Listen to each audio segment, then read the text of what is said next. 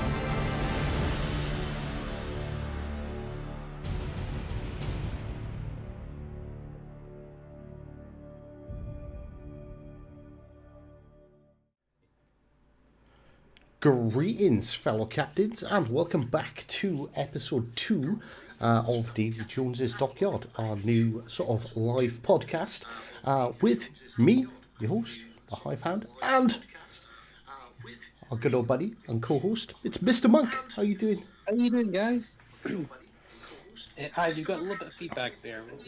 We have a minute, you can fix that. Oh, bear with me. Do you know what it probably is? It's probably because I was watching on my phone to make sure all the audio was working correctly. That's probably the case, but still, I just want to make sure everything's all good because, you know, this whole thing's about the audio, so it's got to be ideal. Why? How's the audio, everyone in chat, before we continue to ramble? But yeah, how's everyone doing? Hope you're all fine. Have you guys all read the patch notes, or are you gonna wait for us and do it with us live? You're quite good, I think. I think it'd be quite good. It'd be quite fun as well. So, whilst we're waiting to find out if the orders are working, shout out to everyone already in chat. JJ, Queen, Phil, Azuma, how are you all doing? Azuma says audio is all good. Right, we're good to go. Great, that's good news. I haven't succumbed to the typical Hivehound technical difficulties situations. Especially being this early in the morning as well. So, New Horizons, which is actually it's not really the 3rd year anniversary. It's technically the 3rd year anniversary, isn't it? Because you know how they like to do it. They like to move things around a bit on us. But yeah, so the official third birthday of World of Warships Legends, as you're probably aware, there's a big update. And in all fairness, I don't know what Monk's feelings are about this, but this is the update. Like after reading the patch notes briefly yesterday, this was by far the one I was most excited about. It's a pretty in-depth update. I'm looking forward to it. I mean, some of the things I'm not happy with, some of the things I am happy with. So it's gonna be interesting to see. Which just goes to prove, ladies and gents, you can never please a Scotsman. No. No. So just don't bother. Right, okay, so let's get into it. So I'm going to start off by introducing the update. So it's going to take place on the 25th, which is Monday, as always, about 7 a.m. till 10:45 UTC for both Xbox and PlayStation. It's a bit of a larger update for Xbox at 3.5 gig, 2.5 gig for PS4 and PS5. So make sure you've got the hard drive space spare, and mobile is having an almost gigabyte update as well. I still haven't really played the mobile much, so we'll just get on to it. So the TLDR, for those of you who want to know the short version of what's going on. So there are 12 new ships coming. I think we're all pretty much aware these 12 new ships are the new tier 8s. Legendary birthday with bonus and prizes. Return of the collaborations, so all your Azura Lane, Warhammer. Is Kong coming back? Is it all of them? I believe it's all of them. I'm not even sure. It did say, what does it say actually? It says collaboration, special event content. I'm assuming it will be all of them, honestly. I'd be surprised if it wasn't, if Kong didn't come back. Yeah, so I think it's, I think it is all of them. A special bureau project, Les Ambassadeurs campaign is headlining with the I can't do French words. So I'm gonna say the fantastic Tier 8 battleship Republic for the French Navy, coming in as our first official Tier 8 campaign ship, our first Tier 8 premium ship. The first Commonwealth ship is going to be arriving in a special bundle that's free. It'll be on the PlayStation or Xbox store, and a special web event along with a whole bunch of other stuff as well. Yeah. All right. You've also got your recodes there in the actual patch notes itself. Yeah. Is there a way I can post that code in the chat? You can. You can type it in on your phone. I can do it as well. It's not. I did it too. Yeah. So you get the recode redeemer there, guys, and that link as well, and you've got your nice recode. So nice and easy. Press that, copy that, go to that one, and get that redeemed. So yeah, so Tier 8 has arrived, as we know. We know the Trailblazers for the USA. We've got the battleship, the Maine, the heavy cruiser Buffalo, and then the destroyer Sumner. It's like, it's not Summer, is it? It's Sumner. It is. It's Sumner. But anyway, I will be muting myself a little bit because this COVID's still kicking my ass. So for the Japanese nation, we have the battleship Izumo, which is going to be pretty spicy, I think. The heavy cruiser Ibuki and the destroyer Yugamo. So yeah, then we've got these. We've got Germans, the Frederick de Gross, which is the site, basically the missing link between the GK and the Bismarck. We've got the heavy cruiser Rune and the destroyer Z-46. And for the Russians, we've got the Sovietsky Soyuz. The heavy, is it the heavy? Yeah, it's heavy cruiser. No, it's light cruiser. Light cruiser Dmitry Donskoy. Yeah, it is. It's a light cruiser. It's a light one, yeah. And then the destroyer Delny. Now, I put a post up on my channel, guys, what ones you want to see. And I'm assuming Hive will do something similar. So, if you want like the best of both worlds, you can ask, whoever wants to unleash these ships, because it's going to be quite pricey to get all these. It's 25 million a pop. In all fairness, I'm just going to get them all within the first week. I'm almost set for it. I'm almost there. Got a little bit more grinding to do. But I think I'm going to pay. I think the Yugamo's probably not going to get much love from everyone else, so I'm definitely going to do the Yugamo. The Alan M. Sumner and the Maine because they're unique ships to Legends, which I think is cool as hell. And then, well, we'll just see how we go with the rest of them, to be honest with you, and see I how could get long my them all, credits last. Yeah, I could technically get them all in terms of research, but except the Dimitri, but I can't pay for them all. Just don't have the credits for it. And there's no way I'm going to be able to grind enough credits for that. There's no way. That's just too much money. I've got 200 million. That's not going to cut it. Oh, I think You know? I think I've almost got enough to cover them all cost wise. I can definitely afford to unlock them all. Fully upgrading them might be That's not going to happen. might be a bit of a challenge. I might have to specialize, but I'm definitely covering Azumo and possibly Buffalo and Rune. I might cover all the cruisers, honestly. Plus, like 2 of the battleships, maybe. We'll have to see. Anyway, as mentioned before on Hive's channel and our all sorts of channels, you need 200k Elite XP on your Tier 7. That's Elite XP, so that's after you've finished all the modules. So that's 200k Elite XP on your Tier 7, and that will automatically unlock it for the update. So yeah, that's please note that. You can use the extra 200k Elite XP. That'll be gone from the boat. So say for some reason you don't want to get it, you can convert that to global. They're just letting you know, which is always nice. There'll be more Tier 6, Tier 8 ships coming via all means of distribution. So Tech Tree, Store, Global XP, Bureau, and maybe even Steel. So it's also saying as well that campaigns will keep arriving at the highest non-legendary tier, which is now Tier 8. So basically, all the new campaign ships for the foreseeable future are going to be most likely Tier 8. Yeah. And a lot of Tier 8s can be flushed into the game, really. Oh, I just want to confirm something really quickly, because we didn't at the start. We are obviously very happy to take questions. We're even happy for audience participation on the Discord channel if you're in there. There is a podcast section, and if you go into there, you can actually click a button to raise your hand. So if you're interested in joining the conversation, feel free. But we do ask just to help keep us on track and help us not get confused, because I see Moral's already asking about the Graf Zeppelin. If you keep the questions to the section that we're on at the time, so when we get to the Graf Zeppelin, we're more than happy to talk about the Graf Zeppelin. Not that we really know anything about it at this point. But as we're going through, if we could just sort of try our best to keep the questions to those. And then obviously at the end we'll have a sort of bit of an open forum for anyone to ask absolutely anything, because obviously some people are going to have missed earlier sections as they join. Not a problem at all, Moral. It just helps us keep focused, because we've got a bit of a track record for tangents. Yeah, kind of like this. So I'm going to shut up and let Monk finish the section off. No worries. There's honestly not much to cover to finish up. So, yeah, so we're getting, what again? Oh, God. Yeah, so 2 other Tier 7 newcomers besides the Tech Trees are coming. Obviously, the campaign ship for this one, the French battleship Republique, which has got 17-inch guns, but we'll go more into that a bit later.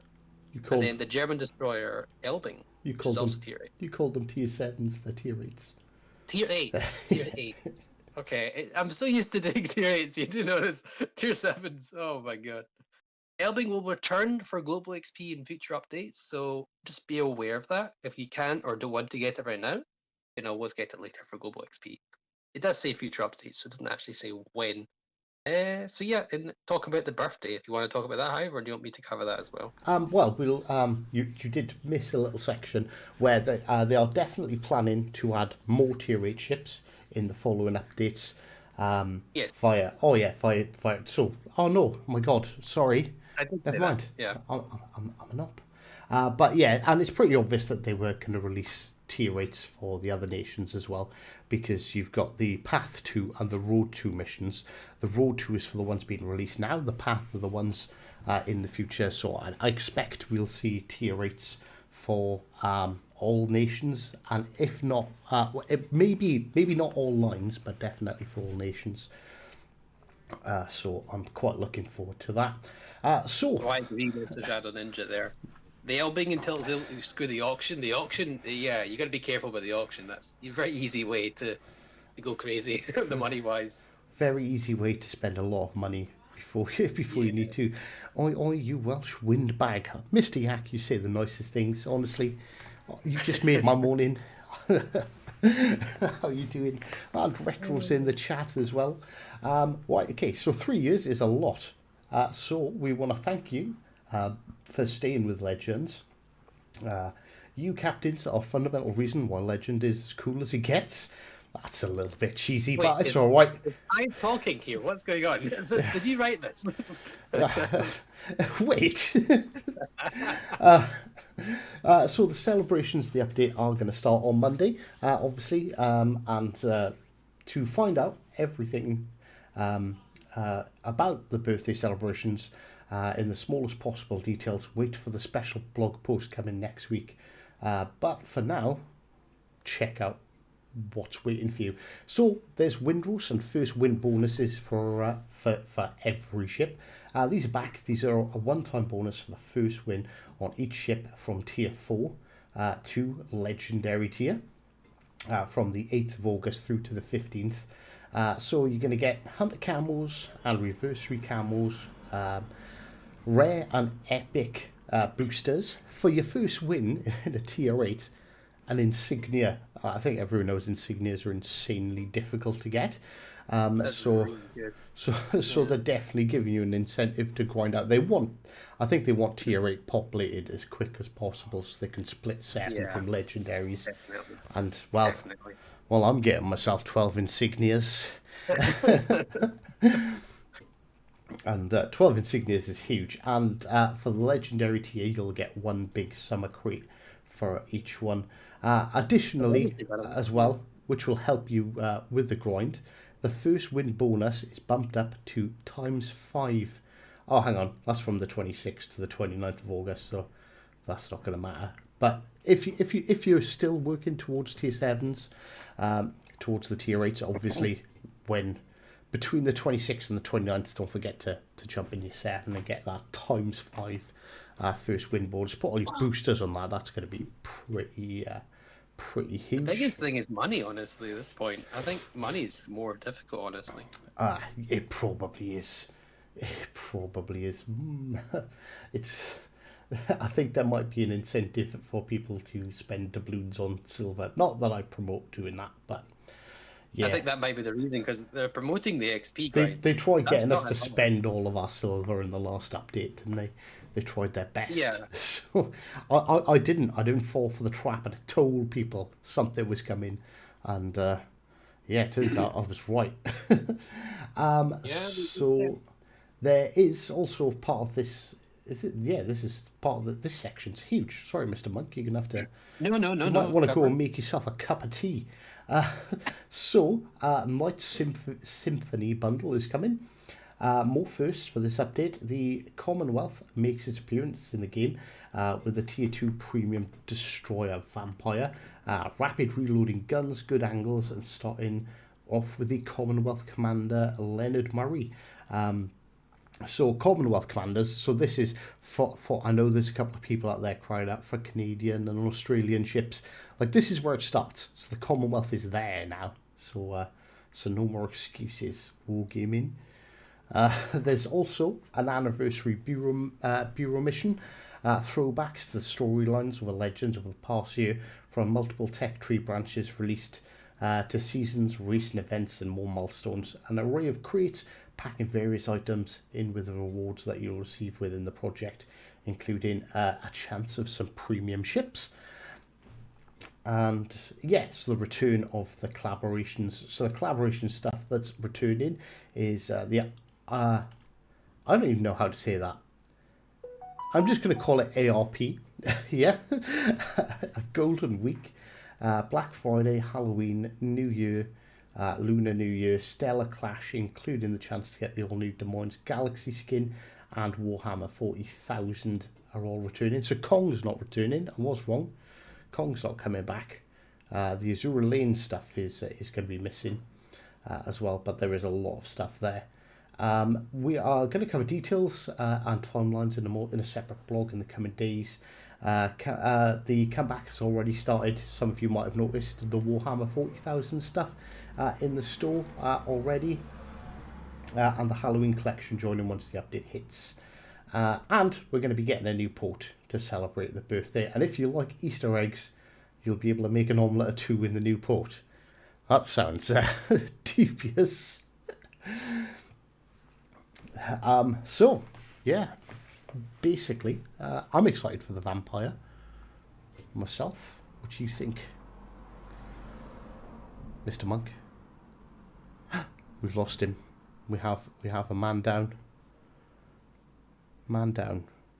Oh, right. Anyway, right. So yeah, unfortunately, we seem to have temporarily lost Mr. Monk there. So well, I'll just carry on, shall I? Unless there's any questions there. Evening Hive. Which child are you selling to get the ships? Both of them. They're on eBay. Buy one get one free. It's a good deal.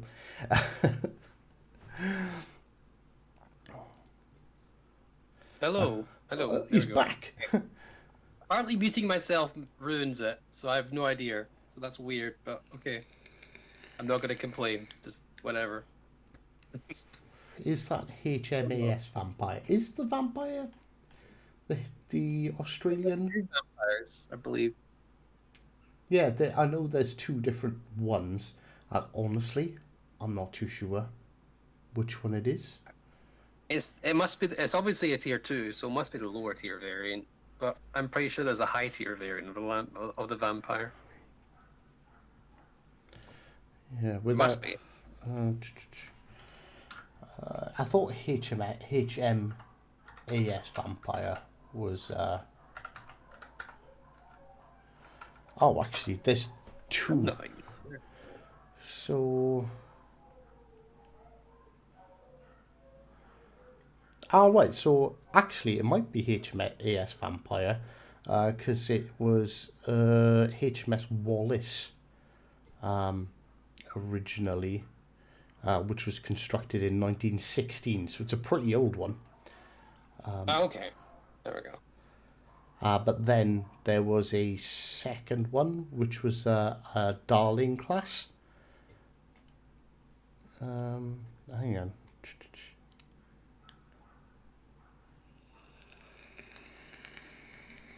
Alright. Alright, so, I don't know if you want to... So, yeah, I legitimately don't know about that. So, well, we'll get there. Anyway, moving on to the actual main campaign for the update. It's the Ambassadeur campaign. I'm trying, but you never know. I'm probably wrong. So, you know, there are 100 milestones, 5 weeks catch-up enabled. That's very good. It's always good that they're keeping the catch-up in, so people with a busy schedule can actually finish the campaigns, or at least have a good chance of it. French Tier 8 Battleship Republic is your main reward, this time for active Admiralty backing. She's powerful, accurate 17-inch guns, 431mm guns, 2x4 configuration. So she's got 8 guns, and those 17-inch guns can overmatch 30mm. So Edinburgh Bow is not safe. That can overmatch 30, so that's scary. 8 guns, but you've got a Gascon turret configuration. So you've got 4 at the front, 4 at the back. It should have a 32mm plating all around, but we'll have to see. It's a bit weird one because Republic's a tier 10 on PC, so they're going to have to nerf it down to tier 8. So it'll be interesting to see. It gets a main battery reload as well, and an engine boost, and a very solid AA suite. Absolute beast if you ask us. It sounds like a beast already, so we'll have to see. I think this would be a very good premium tier 8, honestly. And it's a very good thing for, again, what do you call it? Because, you know, it's gonna populate tier 8 more because it's the campaign ship. So even if you haven't finished any of the tech trees, you can get the tier 8 Republic. So that's gonna be interesting. Proceed to the prizes. I looked at the Admiralty backing here. You can 40 campaign boosters, 12 type 1s, 12 type 2s, 12 type 3s, 9 anniversary camouflages, 262,500 commander XP. 300,000 credits. That's kind of low for credits. Is that not low for credits? don't forget, this is the free with the Admiralty backing as well. When you go That's down, without, yeah. Okay, there's almost 3 million further on. Yeah, okay. So yeah, 14 promotion orders, 750 commendation. You could read this in your meantime. Honestly, Hive can scroll through this because I'm not going to read through all that here. But with the Admiralty backing, you actually get quite a lot of stuff. It's actually not that bad. Usually, it's been going down a little bit recently. Past update, this actually looks really good. So basically, the highlight of the Admiralty backing is probably the 3 million credits. That's definitely going to help towards the grind. 4 insignias, 3 personal The commendations. 750 doubloons is nice. Yeah, The 700. doubloons is nice. Usually, the last time they didn't give you any doubloons, but now they're giving you some back. Usually, you used to get 1,000 back, if I remember. No, I think it's always been 750 you got back. Although I could be wrong. But yeah, they're giving a bunch of anniversary crates as well. So there's the Soviets, the Italian, and the Pan-European crates. Yeah, it's lumped quite in good. there as well. Yeah, the Amity packing. Amity packing looks really good. It Hive. says worth 72,000. Hive, apparently. why was I timed out? I am not aware that you were timed out at all. I haven't done it, and No, that was Harry Yak. He was bored, apparently. oh, that was Harry Yak abusing his powers again. Good old Yak. So I apologise to you, Kev, that Yak got a bit over enthusiastic with the banhammer there. I think he just likes to do it to someone every now and again. Hive, is that Repulse in the background or Thunderer? Wait, where? I'd just like to say that it is actually not HMAS Vampire. It Yeah. is it's a tier 2 ship called Vampire. Being confirmed by Okay. Principal. You're kind of scared, but not gonna lie. Yeah, you're supposed to knock. You're not supposed to just walk in. No, I don't even have the power to do that. Anyway, Hive, do you want to cover the next bit, or do you want to do? Well, we have a question here. We have a question, Chance. Where was it? Hive, is that Repulse in the background or Thunderer? I'm assuming we're talking about It's this. in the Easter egg.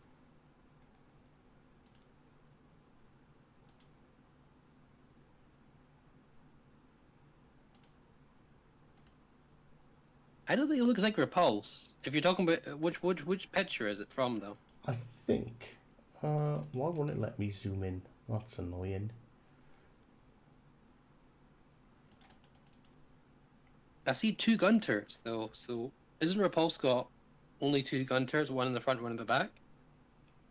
Repulse and Thunder both have 2 in the front, but I think it's Thunderer.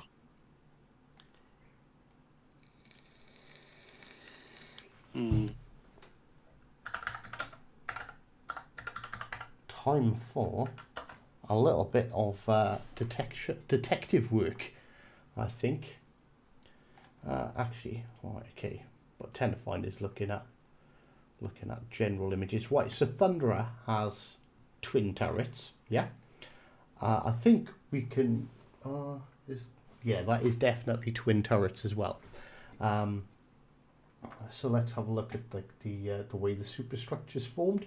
It's sort of a diamond shape. We can kind of see on the poster there.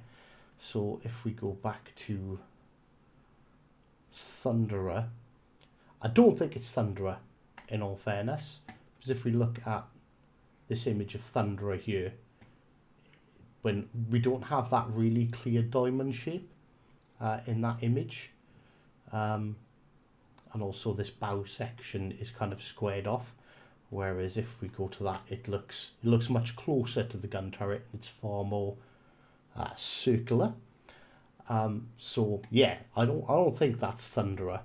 Let's have a look at Repulse.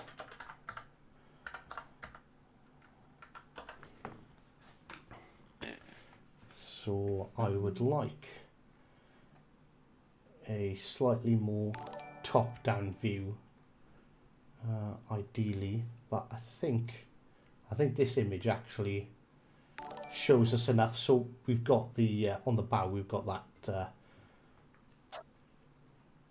that barrier that you can see is closer and not quite a square. So, and if you look, when you look at the rear turret, it kind of goes straight into this sort of diamond shape. I would be more inclined to say that was, if it was one of those two, without doing some like really extensive like looking into it, it definitely looks more like Repulse than Thunderer. So if you look at like the conning tower layout, there's no real large mast here on the Thunderer, whereas Repulse does have a much sort of larger mast. And then if we go back to that picture, you can see here, right above the conning tower, there's quite a large mast. So, but the bow looks a bit short to me as well, to be Repulse. But it could just be a perspective thing in all fairness. But if it's either of those two, it does look British. But if it was either of those two, I think it's Repulse myself, which would be really nice. I'm all down for that. Yeah, we could take a better look later on. Honestly, I think. Yeah, maybe we'll come back to that and review that a bit more at the end.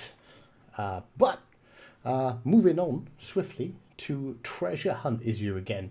The summer web event returns. You may remember Treasure Hunt from the previous year. To be honest, I don't really remember it. Vaguely, actually, I do. It comes back in even better shape, and this time you can acquire 2 Super V crates. So one thing to point out, if you've already got all of the tier 5s, right, if you keep your Super V crates and don't use them, when a new tier 5 comes out, you're pretty much, you're guaranteed to get the new tier 5. But anyway, I digress. This includes the usual crate exclusive Shinomi, but also the latest tier 5 premiums will be added to the drop. This means the latest tier 5s, and then it says Arizona. Arizona's been around for years, but how do you pronounce that one? The Hung-Yi? I never got that one. Hyunga. I just go feeling, the Hyunga's fine, but the Hyunga. The Zhao, the Ashan, and the Hung-Yi. It's the Zuho. Will all be in there. That is a really short section. This is all onto you now. You can tell people the potentially good / bad news. Oh, the Colbert. Okay. Play the video. You get a better view of it. It's in the video. Right. Well, we'll return and we will have a look. Once we finish the patch notes, we'll spend a little bit of time focusing on the potential work. Easter egg. Yeah. So the Colbert Bureau project. Colbert is a fancy French cruiser, essentially like an Atlanta-like fire starter. If you haven't seen the Colbert, guys, myself and Hive have both videos on Colbert.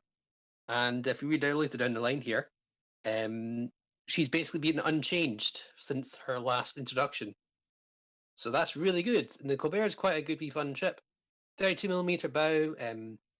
Again, there's links. You can just look at it. And me and Hive have covered the Colbert, I'm pretty sure, pretty extensively. It was quite a fun ship when it was introduced, as a rental, by the way. But this is the first Bureau project to become available for steel, 3,000 pieces. So once you obtain it, it's yours forever, but you can only do so till the end of the current update, through August 29th. We understand only those with enough steel already can get it. While it may seem harsh, we will limit the ship's population and see how she does before taking any further steps. So the Bureau project's available for steel. You have to buy it with 3,000 steel. So if you're still grinding towards the Missouri, and you really want to get the Colbert, you have to get it to this update. Yeah, I really think it's quite bad. Just to confirm, the ship is not 3,000 steel. You have to pay 3,000 steel to unlock the Bureau mission. Yeah. So I think that's a key point, and I think this is actually one of the things that's probably worth talking about. So I think there's 2 schools of thought on a Bureau project being locked behind steel, which is one, it's not fair on new players. How come they can't get it? And then there's the other school of thought, which is, well, at least it stops the plebs getting their hands on it. So what's your thoughts on it, Mr. Monk? I don't like it at all, because say as a player who's been saving up steel, say you're still working towards Missouri and you're you're roughly 3 to play, and you're trying to get the steel and you're grinding towards it. I'm at 25k steel. If I was wanting to get Missouri, I would have to I had to not choose the Colbert, and it's time limited as well. Say you haven't got that much steel, say you've already paid for the Missouri, and you want to get it. It's 3,000 was it 3,000 steel? Yeah, 3,000 steel is hard. steel. You can't get that right in the one update. It's going to be a struggle to get 3,000 steel one update. We don't know what they're going to do in terms of events, but you can't earn the rewards from that in the same update in the time of it, because it's time limited. I don't understand why they don't just make it last forever, but just have the 3,000 steel limit on it. Yeah. That's nothing wrong with that. But And the fact that they're limiting it forces your hand, and I really don't like that. and so I think it's fair.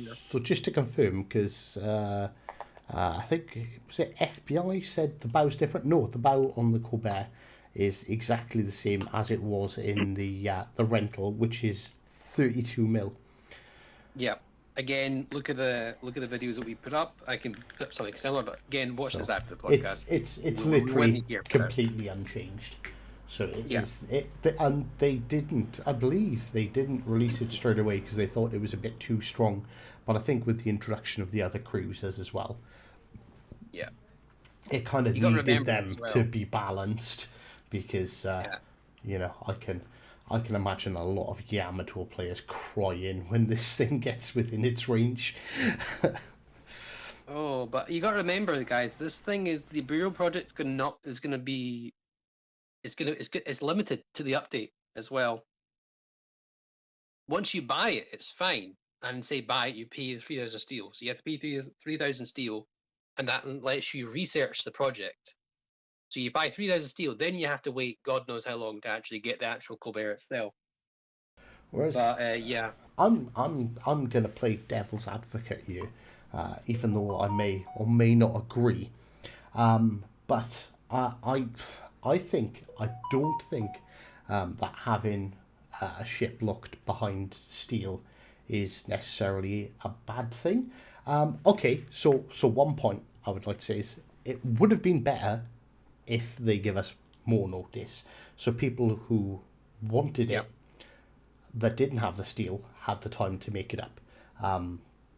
So I think that's a bit of a slip on their behalf because, like, let's be honest, it's not like you can even buy steel either. Like, you can buy a campaign, but even a campaign is not going to give you 3,000 pieces.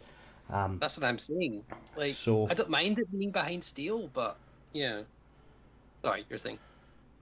Yeah, so but I think, particularly, like, there's a lot of arguments for people sort of buying out new ships, and all right, okay, you get the sort of idiotic people saying like, a new player shouldn't be able to get a legendary ship. It's like, all right, okay, well, a new player can, but they'd have to log in every day without fail for about a year to unlock a legendary ship without having any without playing the game. So anyone who's got a legendary ship has probably been playing the game for at least 6 months, just because of how long it takes to unlock if you haven't got all the ships and all the captains and everything in advance. So I don't think that's like a fair argument against like legendary ships being ungrindable. Like, you can't grind them, they're just something that you progress through over time. But I think keeping the population of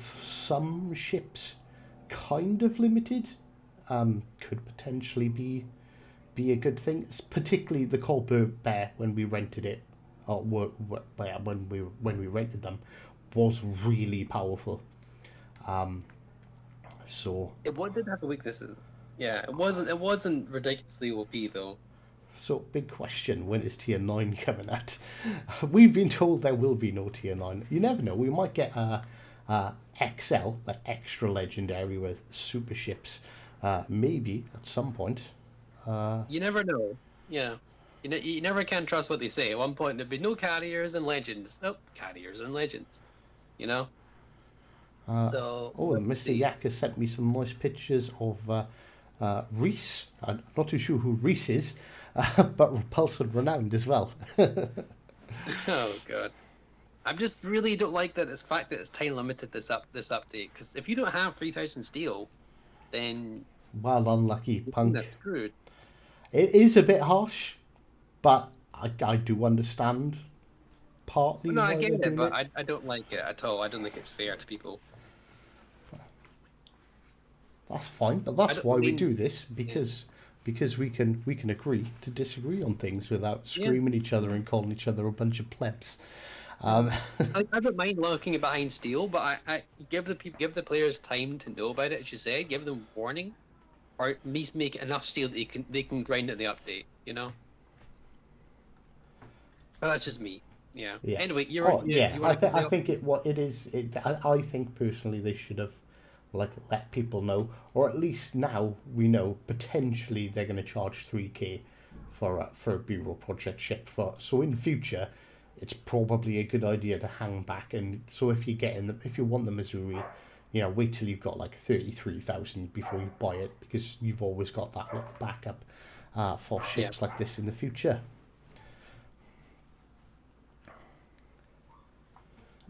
Right, so someone did mention auction and the ebb-in, and we're moving on to that section now. So basically, just a quick reminder: we're happy to answer questions, but if we can kind of hold them to when we're talking about that in the updates, just to stop us going off on random tangents and speaking about the same thing like 27 times. At the end, we're open to all and any questions about the patch notes whilst we're doing our investigation. So, on to the auction. Yes, the auction is back. This auction will feature a very special commander, guys, Alice Thompson, also known as the Auctioneer Lady, with Miss Thompson headlining with Miss Thompson headlining, lots will be provided in various in varied sections of items, including the all-new German Tier 8 Premium Ebbing. Please note, Colbert. this ship will become available for GXP in the future. This I like, okay, because the last time they done it with that Albert, Koenig Albert, whatever that. Honestly, like, Wargaming rented it to me, but I didn't bother playing it because I thought there's no point, because I'm never going to buy the ship. But I like the fact that they've gone, well, okay, well, yes, it is going to be available in the auction, but it's going to become available for Global XP in the future. So, don't go. Yeah. If you want it, don't go blowing your wad. I think the auction house is fine if people bid like sensible amounts. Like, as a tier 8 ship, like, I'll probably bid on it. I'll probably bid 1,500 doubloons. That'll be it. I won't go any higher because I don't think it's worth that. Yeah, that's the thing about the auction. You've got that advantage. You can just bid what you think it's worth, and but like, if you don't get it, you don't get it. If you're gonna go and bid like 30,000 doubloons, like that's probably what it would cost you to convert the GXP for it and have a bunch left over. So yeah, just be careful about getting too excited with the auction. Yeah. I don't. It's a mechanic I don't like. I'm gonna be honest. I'm not gonna try to hold back that. I'm not gonna pretend that I think the auction house is a good addition to the game. I understand it. It's definitely gonna be quite the moneymaker. But yeah, just be real careful. So exactly how does the auction work? Ask more. Right. So essentially, you go in there and you bid for items, whether it be doubloons, or credits, Or steel. or steel. Yeah. So essentially, say now, well, the ebb-in. Say, in my head, I'm like, yeah, it's worth 15,000 doubloons. It's not worth a penny more than that. That is the max I would bid. They'll say there'll be, I don't know, 500 or 1,000 of them. So basically, you bid as much or as little as you want, and the top 500 bids will get the ship. Everyone else will get their doubloons returned to them.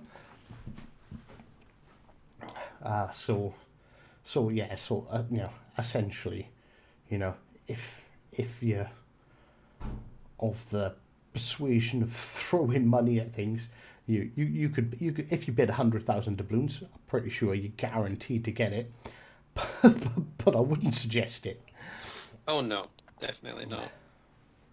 But yeah, you bid as much as the top bidders will get the ship, and that will be the reason. And the lots will be how many ships are available that are going to be given out. So yeah, you said like 1,000 lots, you get 1,000 ships then available in the. I think they done. Was it 300 or 500 with the? They didn't do that much at the Koenig. Albert, honestly. Yeah. Like it was quite limited. Until it releases, we don't actually know how many there'll be. Yeah. Something to note as well is if you are not successful, you get your doubloons, credits, or steel back. Yeah. You don't just lose it. So there's that. Just so you all know. Yeah. So say if there's only two. Say if there's an Edinburgh we want to buy for steel or whatever it is. Hive puts in 30,000 steel and I put down 10,000 steel. Hive would win the bet. He'd win the auction because he's got the higher bid, but I would get my 10k steel back. That's true. So second question, if an auction ship comes out and there's 500 of them, will it come out again, like for campaigns? Well, I don't know. They haven't said anything about the Koenig Albert coming out for GXP. So you get all of it back. But the Elbing will. And yes, you do get all of your currency back. So if I bid 10k doubloons for the Ebling, or Ebbing, however you pronounce it, I apologise to any German listeners out there. I'm not German. If I bid 10,000 and I lose, I will get 10,000 doubloons credited back to me, like the full amount. I have no interest in auctions. I don't either, really. I feel like I do have to explain it so people understand what they're doing. But like, I couldn't in good conscience tell anyone to use it. Yeah, I just think it's too expensive because it's highlighting the people that just spend outrageous amounts of money in the game. So and again, it's up to them to spend it. It's their money, but so an auction ship is not guaranteed to be limited. Well, this one isn't going to be limited. No, they literally say back for GXP. So it will be a GXP. How long in the future? Yeah. I don't know. Nobody knows at this point. Maybe some big wigs at Wargaming know, but they're gonna try and milk it for as much as they can first, and yeah. So the German community is about to bid 100k doubloons on it, possibly. Well, it's not worth buying the ship then, to be honest. It's worth waiting, honestly. That's a perspective thing, and it all depends on how much it goes for. Like, if it goes for 1,500 doubloons, that's I think actually probably reasonable for a tier 8 premium. But if you're spending 30,000 doubloons on it, then I think what's that? That's pushing on 100 quid for a ship, isn't it? That's just too far. Like, for example, the new deal here for the Warhammer event to get the tier 6 Ignis, the Leon, the flag and all that's 15k doubloons. And it's been partly discounted from 18. So that's a tier 6 ship and a commander,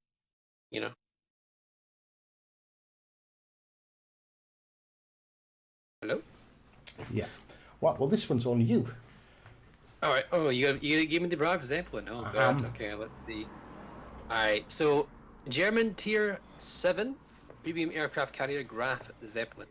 Welcome to the first German premium aircraft carrier, the notorious Graf Zeppelin, named after the prominent airship inventor, boasts extremely fast planes and equipped with precise AP bombs and noticeable secondary armament. Precise AP bombs. That means they must have, maybe they're more accurate than the Parsifal. Maybe. Let's say precise. So maybe that's that. And obviously noticeable secondary arguments. So secondaries. So this might be the only carrier we can actually properly build for secondaries and have effective secondaries. Because so far I don't think there's any carriers that have decent secondary builds. I did actually, after I died in one match, watch the Super Tester get 2 close quarters medals in the Graf Zeppelin. You never know. There we go. Oh no, they're not. No, I seen it happen with my own eyes. Oh God. So this is the one and only wartime aircraft carrier to get launched. Graf Zeppelin is a famous ship despite never being completed. By September 1939, she was about 85% ready, but priorities in shipbuilding and naval warfare changed, and as a result, the carrier's construction was halted. It was resumed in 1942, only to be entirely stopped in 1943. The ship, projected to be a house for 42 fighters and dive bombers, was scuttled by her crew in the Baltic in April 1945. A year later, she was recovered by the Soviet Union and sunk in the following year during weapons tests. So yeah, Graf Zeppelin looks to be quite an interesting boat. You've got secondaries and you've got precise AP bombs, so we'll have to see how that works out. in all Definitely. fairness, I'm kind of looking forward to it because I think Yeah. in terms of general gameplay, like how many of us have seen an idiot DD skirt all the way around the outside of a map to go and torp the carrier, and it'd be kind of nice for the carrier to just go, yeah, get fucked, and absolutely nuke them with the secondaries. Yeah, because we thought the Parsifal would have decent secondaries, but they're not actually that good. People can build into it, but honestly, it's not that good. So I have to see how good the Graf Zeppelin secondaries are. My only concern is that they don't like secondaries in this game, so maybe. I can only hope they improve the secondaries of the Zeppelin to be somewhat reasonable. We can only hope, you know. Sniper Patch said Wargaming says that the Graf Zeppelin will have accurate bombs, but that problem means the lower drops like the Kaga. Maybe as long as it's balanced, it doesn't matter. And hello there, Mr. Lewis. Mr. Lewis is a big fan of the Germans by the sound of it. He's like, yeah, Graf Zeppelin's the only thing I'm looking forward to, and the Rune, and the FTG. I've seen Lewis before try and build secondaries into his other Germans to no avail. I'm not going to highlight to that, but yeah. He's tried to make the secondary builds work, and we'll have to see. The FTG just a GK with dual barrels? Is it a GK hull? It's literally the missing link between Bismarck and Grosse Kurfürst, but we'll get on to that. Well, no, we've already covered that, haven't we? So yeah, no, we need to talk about this actually. Yeah. Well, we've not really talked about them, but save that question for the end. Come back with that one at the. We'll remember end, that one. We'll so we definitely don't remember get that. too far off track. How do we acquire her? Right, so it's gonna be it's just gonna be a premium ship released in the update. So it'll be through the usual buy it with doubloons. Mr. Lewis reckons it's going to be 17,500 doubloons. I don't know if I've seen the price confirmed anywhere. Where the hell did you get that? like he could be right. He could 100% be correct. Or it could be a guess. I don't know. I think it's a guess because I don't see anything on that. I don't know. I need to take a look, honestly. Right. So Davey Jones mentions that it is actually the Stuka planes that should be on the Graf Zeppelin, and the dive bombers which fly straight down, making bombs very accurate. Hopefully it will have the howl sound effect too as well. Yeah, I think Davey's quite right. Like even people who don't like carriers are interested in the Graf Zeppelin because it's kind of like the unique carrier sort of thing. In all fairness, I've just seen the most correct comment ever on one of my streams. It's Doug going, "You're my favourite CC." Thank you, Doug. How you doing, man? I remember that, Doug. Robin already confirmed in the Legends Discord that it will be 17,500 doubloons for the Graf Zeppelin. That is a lot. So yeah, that's 5k more than a normal tier 7 premium. Ugh. So That is not I nice. tell you what, the German economy are taking a hit this update. Oh, that's for sure. Yeah. Bloody hell. I'm trying to think. Is there a tier 7 available to buy?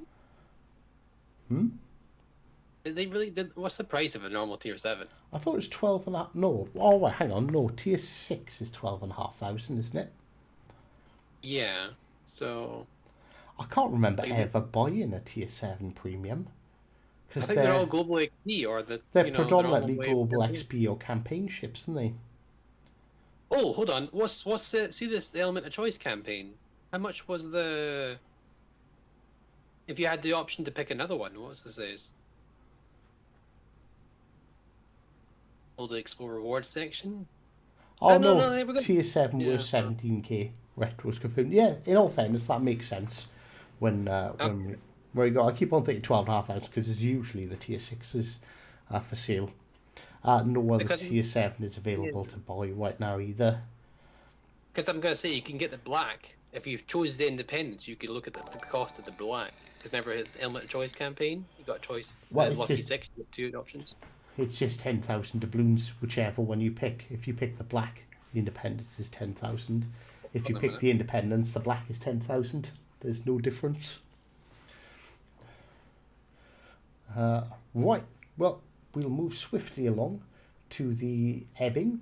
Right, okay, so a project for the so-called reconnaissance cruiser and the cumulative efforts to create a destroyer that would be capable of operating in high seas. She would become a large ship with 5.9, so 150mm main battery guns on a DD, placed in twin turrets and a powerful torpedo armament. Besides accurate guns and very good ballistics and solid AP, Ebin boasts a huge hit point pool. Her torpedoes hit like a truck, and that's from a very long range. The drawbacks, those fishies are slow. And as a reminder, from 2 paragraphs above, this ship will eventually become available for GXP. So I know Mr. Monk wants to talk about this next bit because it's something that's got him quite excited. But I fear he's killed himself again. But yeah, that's the Ebin. So as you can tell, they're really trying to sell it. Like, all right, 150mm guns do sound quite good on a DD, especially if you're going to hunt other DDs. Long range torpedoes that are a bit slow. I think most of us are quite used to playing that. I did reading the Remar update notes. Yeah, we'll let you do that, Retro. Enjoy the rest of your stream, guys. I have real world stuff to do. We'll catch up with you later. Take it easy, Mr. Davey Jones. We'll catch you soon. I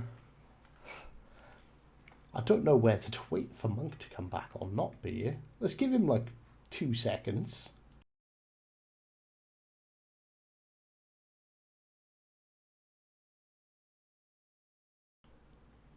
I'll have to invite him back again. Oh, he has dropped out. Oh, wait, he's got his hand in the air. I don't know what's going on. Oh my god, you just can't get the staff these days, I'm telling you. Right, go on, Mr. Monk. Introduce us to Angelo. It's my favourite bit. The whole update, honestly, I think. Alright, so there we go.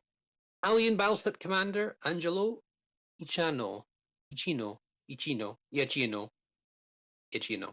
Alright, so finally an accuracy commander for the Italians, and I just love his base trait. It's called Go Away. It's just brilliant. Alright, a welcome addition to the ranks of the Regina Marina. Admirals, Signore Iachino is a battleship commander focused on gunnery, accuracy, and improving survival skills. He brings to the table not 1, not 2, but 3 unique abilities. His base trait, which is probably honestly, it's really good, and this is going to change the whole battleship meta, not just for the Italians. Base trait Go Away, as you said. Increase main battery shell grouping by up to 7% when shooting at cruisers. That's better than Andrew Cunningham. I was going to say, isn't that better than Azura Lane Scharnhorst as well? Scharnhorst is dispersion, and that goes up to 5%, I believe. But Cunningham's also 5% maxed. So that's 5% across everything. Scharnhorst, let me just take a look at Scharnhorst. Yeah, Scharnhorst goes up to 4%, actually. Yeah.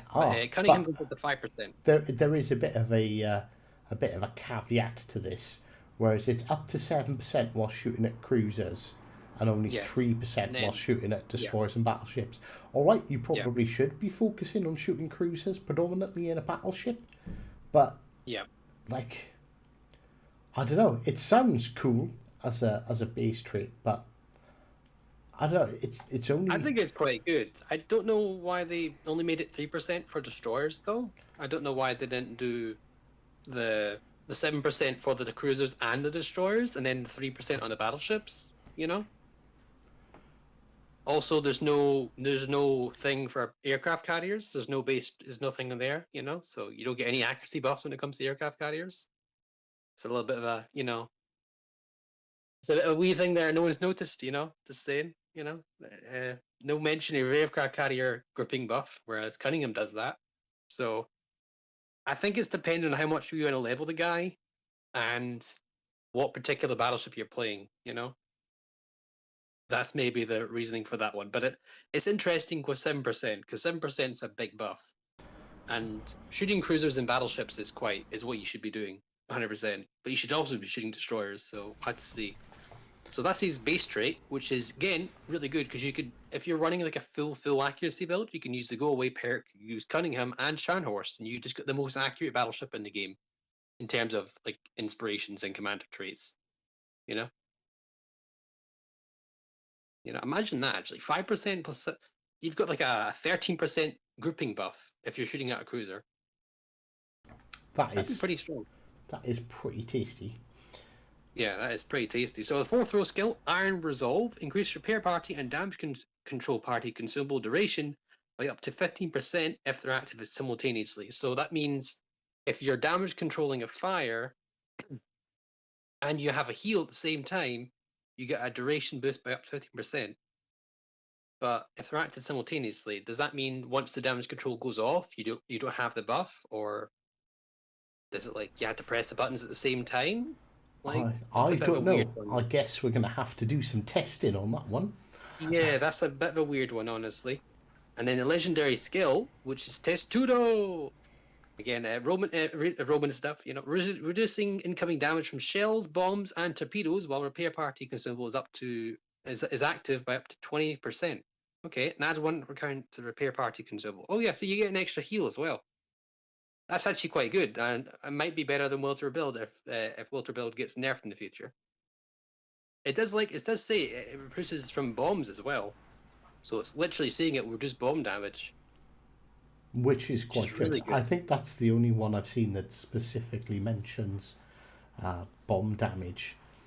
It's weird. So one thing to point out, because they're doing a beer, Angelo Ichino is available in store for 900,000 Commander XP, and also drops from Commander crates, including the Italian ones.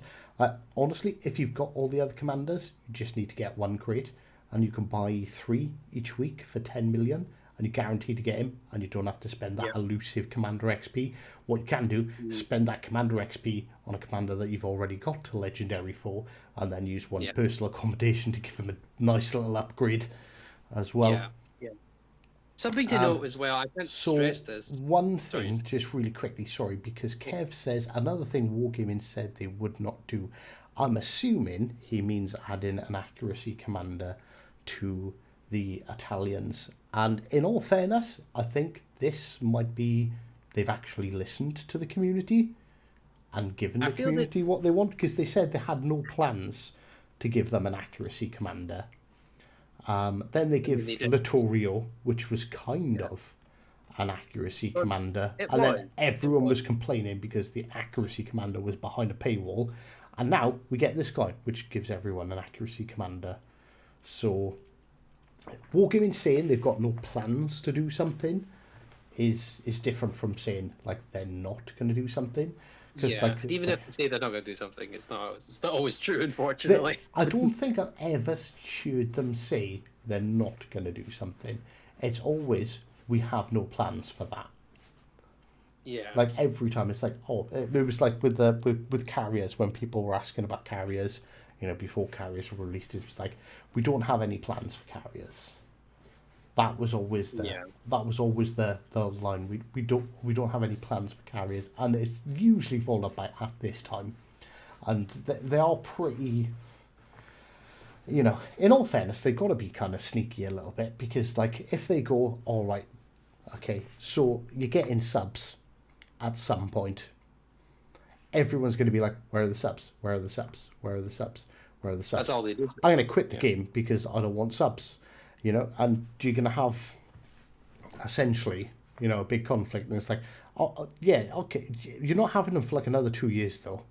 Do you know what I mean? It sort of creates like a whole sort of mess and whole debate and a whole bunch of questions which are irrelevant until they plan to actually release them. Monty, I like Monty's comment. Wargaming employees are like politicians. Snakes with words. I can't really disagree with you there. But yeah, they do word stuff. They do word stuff very carefully. It seems to be essentially nothing's off the table. But when it comes onto the table, they'll let us know. Well, actually, the FBI has made a good point. In the Tier 8 devlog, they said strictly no to the question of Tier 9 and Tier 10, but they also said that when the game was launched, that there'd be no plans for expanding the tiers. Well, with having tiers 9 and 10, that we've got tier 10. Legendary is our Yep. tier 10, and technically that would be tier 9 Is our Tier 8. for us, because we've got 8. We've now got tier 8, tier 9. We're missing one tier, which is, I think they're the ships between tiers 1 and 2. So, Yeah. like, they could put that in, but who the hell is going to go back and grind out a couple of tier 2 ships? Yeah. Like, I don't think that'll ever be a thing. I literally, at this point, I don't see the point in them adding it. Adding tier 8 makes sense, because it does give everyone something else to grind for. And after 3 years, you do need to introduce some new ships, some new things for us to work towards. You can't just keep on throwing like another line of bloody DDs at us. Fed up. Yeah. It just seems so many DD lines have been added recently. But yeah, I think. But saying like no tier 9 and tier 10, like what would they put in if they give us tier 9, tier 10, and then we had legendaries? Like, what ships would they put in those two tiers? There's not really Super anything. legendary. There's not anything really available other than the massively buffing legendaries, and then creating a bunch of ships that never existed. Most high tier ships, a lot of them didn't exist anyway. They were just drawings, so they'd literally have to, resort to drawings, or even possibly completely making up ships to fill those lines, and it just doesn't seem like a feasible thing to do. Yeah, you can look at PC for example. They do a lot of stuff like that. But onto the patch notes. So back onto the patch notes. What? I'm very curious Hang on, why because base trait. Sorry. Oh right, well we're back to Angelo, were we? Yes. I'm really curious why the base trait doesn't affect carriers. I might go ask them regarding that, because I feel it really should. We'll have to see about that one. I think that's a bit weird. I like his base trait. It's quite funny if they go away, and it's a really good base trait. But I'm really surprised it's not affecting aircraft carriers.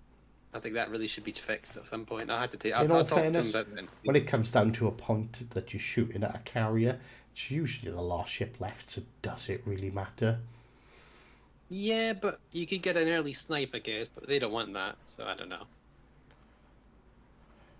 Anyway, here, yeah. I think Angelo Ichino is probably covered here. Pretty interesting commander, looks really good. I'm kind of regretting making my Littorio 16. Not gonna lie. Well, that's alright, just unlock the tier 8s and get all the insignias you need. It's not a problem. Yeah. Right, so now we're gonna have a special guest, because if he's still paying attention. You've got balance changes to cover. Well, someone special. My boy, young MV Retro, asked if he could talk about the Weimar, and seems he's been such a fantastic minion all these years. I think we should let him have a go. So go on, Retro. It's all on you.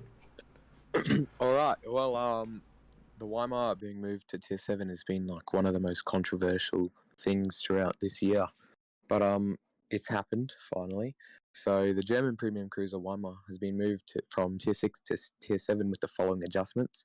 So an added repair party consumable. So I'm not sure if it's going to be like the HIPAA, giving you 28 seconds and 2 of the consumables, but I'm assuming it should be something around that. Just really quickly, I can't confirm how long or how strong a duration the heal is, but it is having 2 charges. Yeah, we know it's got 2 charges. That's all we know. Yeah, so I would assume it would be something close to the HIPAA anyway. And then it also is getting an economy change according to the new tier 7 standard. So credit bonus is now 55%. Cost for entering the battle is now 95,200 credits, which is not that bad, to be honest. Please note the Weema did not receive a fourth modernization slot, as it did not really need one. And to be honest, the Weema is one of the most, let's just say, OP ships in the game. I guess it kind of did need to get pushed to tier 7. It can easily face tier 7 ships, and I don't think good players anyway are not gonna. They shouldn't be having a problem with it. Captains who have previously acquired the ship in a store and don't have her new position in the hierarchy are eligible to exchange it for 12,500 doubloons by filing a support ticket at the link in the patch notes until August 14th. So that will basically get you a refund for the ship. This offer is only valid for ships that have not been restored after May 1st through a support ticket. Thank you. That basically it's not getting. I think the Weema, it'll be alright. It's not getting pushed against anything too hard. It'll be interesting how it'll go against tier 8 ships, but seeing how I've seen the Weema go against legendary tier, perfectly fine. So I don't think it's in any danger as such. Something to note, if I don't mind there, it's got slightly better reload than the mains, and that's the mains has a modernization slot, which is a 4 slot that tier 7s get, and the Weimar has still got better reload than the mains. So it's honestly going to be fine, I think, as well. I agree. Yeah, it should be.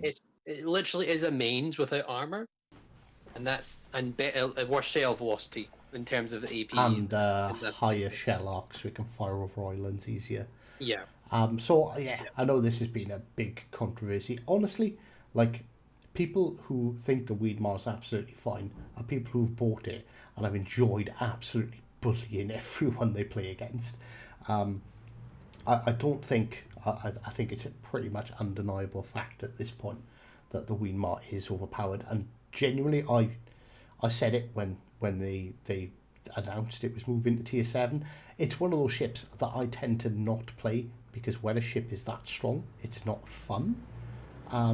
Like, it's not challenging at all to play at tier 6, especially when you're up against tier 5s. Like, there is no tier 5 that has a chance against it.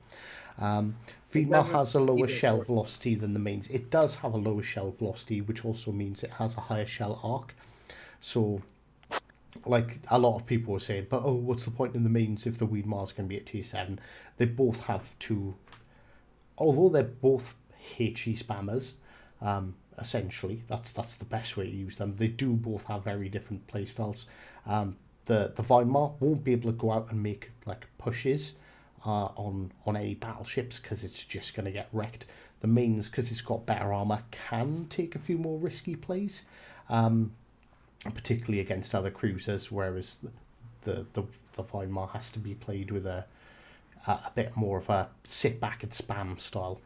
And with the shell arcs, that's not something you can really do in the mains. The mains is forced to be a bit more of an aggressive ship. So I think there's space for the two of them at tier 7 as well.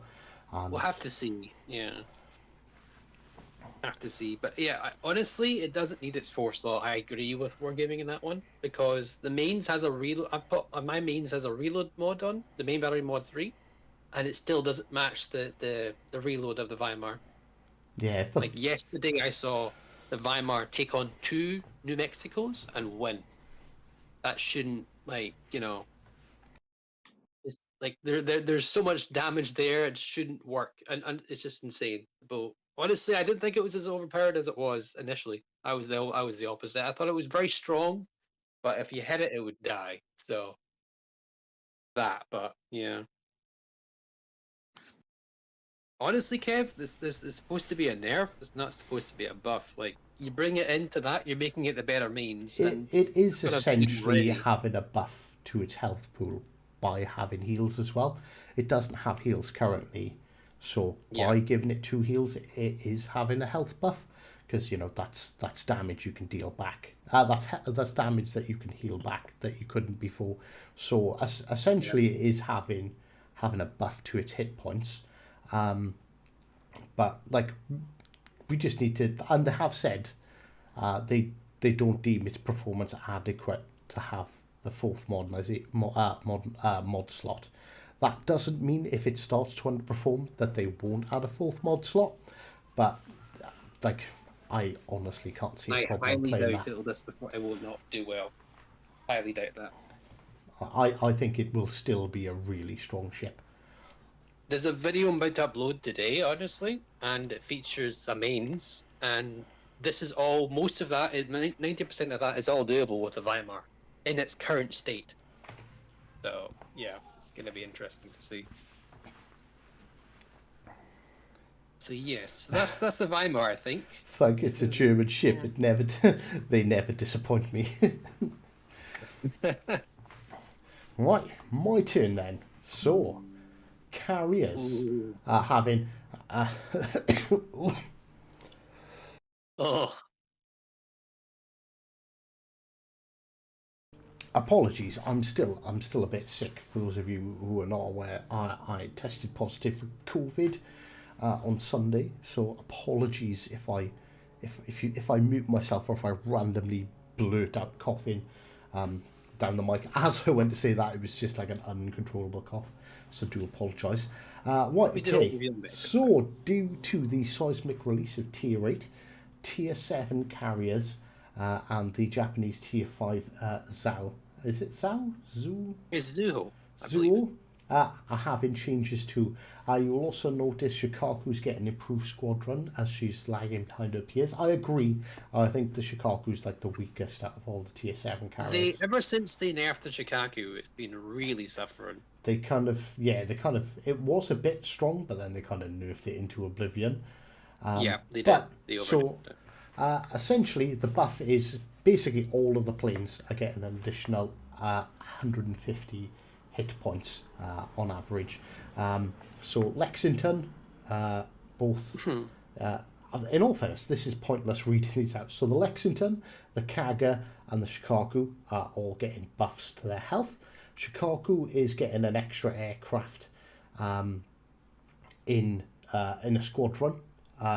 So it goes Like it from should have 8 had. to 9, but changing the attack unit size from 3 to 3 instead of 2. So basically you'll have 3 dive bombers, 3 torpedo bombers instead of 2, both in the stock and the upgraded form.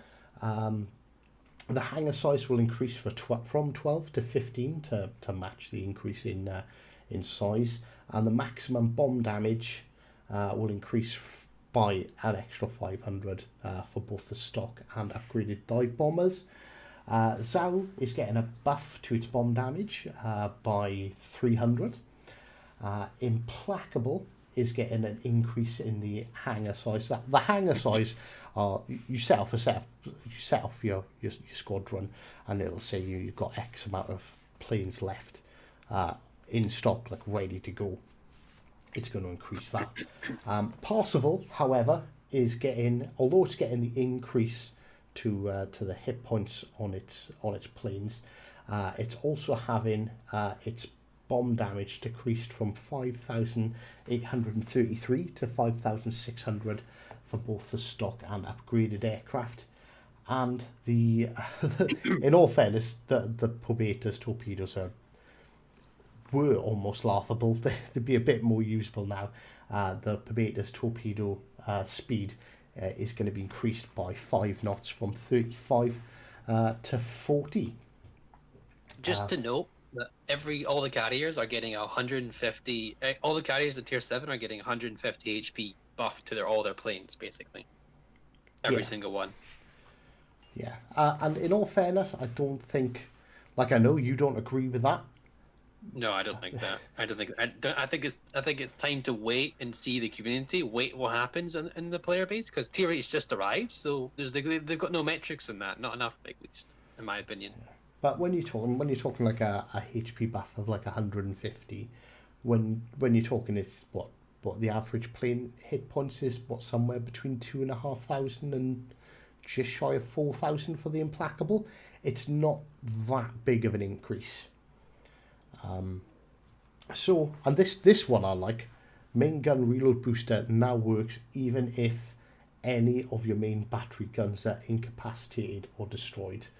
This will alleviate some of the frustration that comes with the consumable, which also allows completely wasting a charge in some situations, which will be fair. So if both your guns are knocked out and you use your reload booster, you screwed. You wasted that reload booster.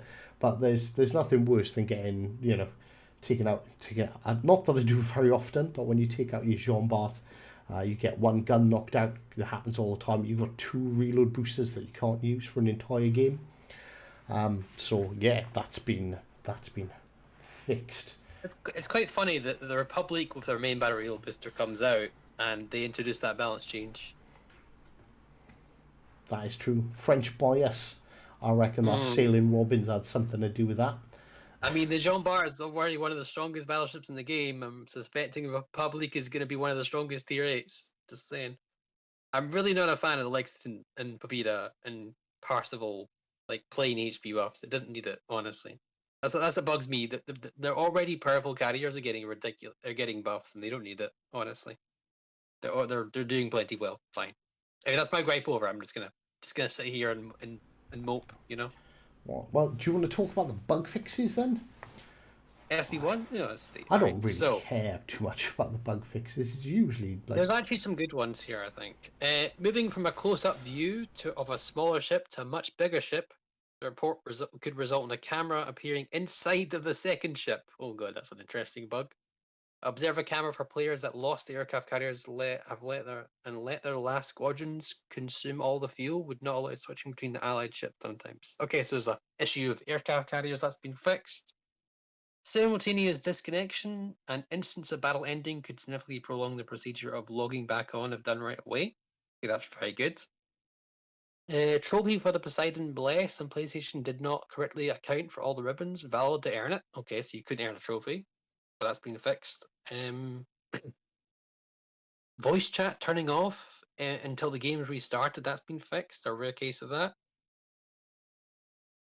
And then a rare case of loading screens showing up the same screen multiple times in succession. Then optimization for FPS during sudden camera movements in port. I'm really hoping they fix other bugs like the one where you put yourself on an island and it breaks your neck. I'll have to see with that one. Yeah, and then should I cover the other ones, or do you want to cover that? I'll do the other ones now. And Lady Milko has pointed out something particular about the Republic: 17-inch guns and French AP. Like, I think I'm going to agree that the Republic is going to be an absolute beast. You do know that the Champagne has the best pen in the game, and that's 16-inch French guns. Not anymore. Just saying that has better pen than Yamato, and that's 16-inch guns. Just want to highlight that. That's Champagne. Now the Republic is just going to say hello. Yeah. Right. Okay. So other fixes. The display of Commander's legendary skill in battle has been changed. It'll now be located next to your minimap, and a lightning icon indicating the legendary skill has been active will now appear under the detectability range line. Notification log added. All notifications are available in the notification log window located in the service record. Important notifications will be available even after logging in for the next session. Due to the arrival of tier 8s, weekly boost missions will be additionally reset on Monday, the 25th of July. Alright, okay. So this is quite handy if you're particularly low on promotion orders and things like that. Will that reset the premium ones? Let me see. Basically, if you get all the weekly missions done on Sunday, you get to do them all over again on Monday. Yeah, that'll be good. I think it does reset then. Yeah. Detectability. So if you finish if you've got premiums for each of the tiers, you can get your promotion orders that way, and then just before the update drops, you finish them all, and then it resets. Yeah. Detectability circle is now displayed around squadrons on the minimap. This is actually quite big for carriers, because quite frequently you'll get spotted by a DD, but you don't really.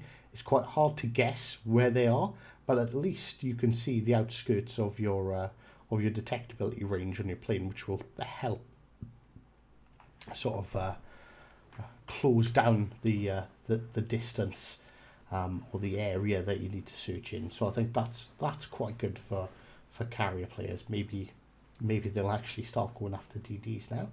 And it is no longer possible to send quick commands while controlling a squadron if the housing aircraft carriers destroyed. That's very good. That is very good, because if you can have a carrier control the battle for the next minute or whatever it is in terms of the quick commands. Like mobile improvements. When they've been sunk. Do we care about mobile improvements? No, I don't think we do, honestly. Hands up if anyone cares about the mobile version.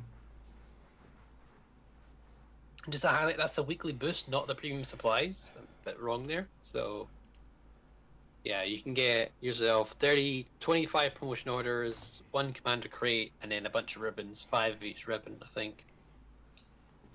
Plus a little bit of camo as well for the weekly boost. It's not the premium supplies. Didn't mention that at least. So when is mobile coming to everyone? Honestly, I don't know. It's still in testing, isn't it? I believe. And I think it is still in testing. Yeah. And isn't it only in Canada? If I'm not mistaken, it was last we spoke about. It was only in Canada. Yeah, because all the CCs got given temporary test accounts that we all played around with for a bit, but they shut that down. So I can't even test it anymore. I don't think I even tested it, honestly. Honestly, I thought genuinely for a mobile game, I thought it was bloody amazing. It was really good. The only thing I wouldn't suggest playing DDs or agile cruisers or something in there, because it was something that requires a lot of input. Finicky. Yeah. But battleships, honestly, there's no reason why you can't be as effective in a battleship on a mobile as you can be with a controller. Because everything's just that wee bit slower. By the way, yeah, sorry. What I was going to say, I think that's us pretty much done for the patch notes. We need to obviously do a little bit of investigation on this. And while you're doing that. Yeah, while you're doing that, I kind of want to raise a point with this whole campaign, the campaign ship of choice, another French battleship. We only just had the Flandre last update. I don't know about that. I don't think the Flandre, the Republic was the best choice for the next campaign ship. We just already had the Flandre, so I'm not sure. Another premium French BB is the answer. When we need a British destroyer. We really need a British destroyer. We still haven't got a British Tier 7 destroyer. Yeah, British Tier 7 destroyer. You know that? We've got Tier 8. I really, really want my British destroyer. Yeah. That is a big problem indeed. When are we going to get a British Tier 7 BB? Premium? Or we'll get the Line. And the Monarch. Yeah, Line and Monarch retro. We do Cruiser that's not in our Belfast. That's a good point. We don't really have many high tier British ships, honestly. We've got 3, I believe. Yeah, we have 3. They have Line, the Belfast 43, and the Monarch. But we don't have a single DD. Lady Milko says, I think the mobile version is the biggest waste of legendary resources as World of Warship Blitz exists. Honestly, if you play the two, it's like chalk and cheese. It's like playing Blitz is like playing Mario Kart, and Legends Mobile is like playing Forza. It's the Legends as a game, because when I tested the Legends mobile version, I had the same thought. I was like, well, Blitz exists. Why the hell are they doing this? So I downloaded Blitz, and I was just Blitz is awful in comparison. I guess if you started off with Blitz and you always played it, it would, you'd be used to it and it would be kind of different. But from looking at it from both versions, from a completely I tend to not play mobile games at all perspective, Legends is hands down the better version, like by far. And I guess what I'm kind of hoping is that that it works like a bit of a gateway drug. So people download it, they'll play it on their mobile, they'll be like, oh, if only I had a controller, this would be so much better. And then they buy an appropriate console, transfer their account over, and join us properly using console rather than mobile. And yeah, Blitz and Legends. Blitz, if I remember correctly, because I've done a bit of looking into this a while ago, Blitz isn't actually owned by Wargaming. It's licensed off to a different, so it's not even a different team. It's a completely different company. So yeah, Blitz is, basically they purchased the right to use the World of Warships name, and that's pretty much it. Whereas Legends is actually an officially, like, properly poorly owned Wargaming product.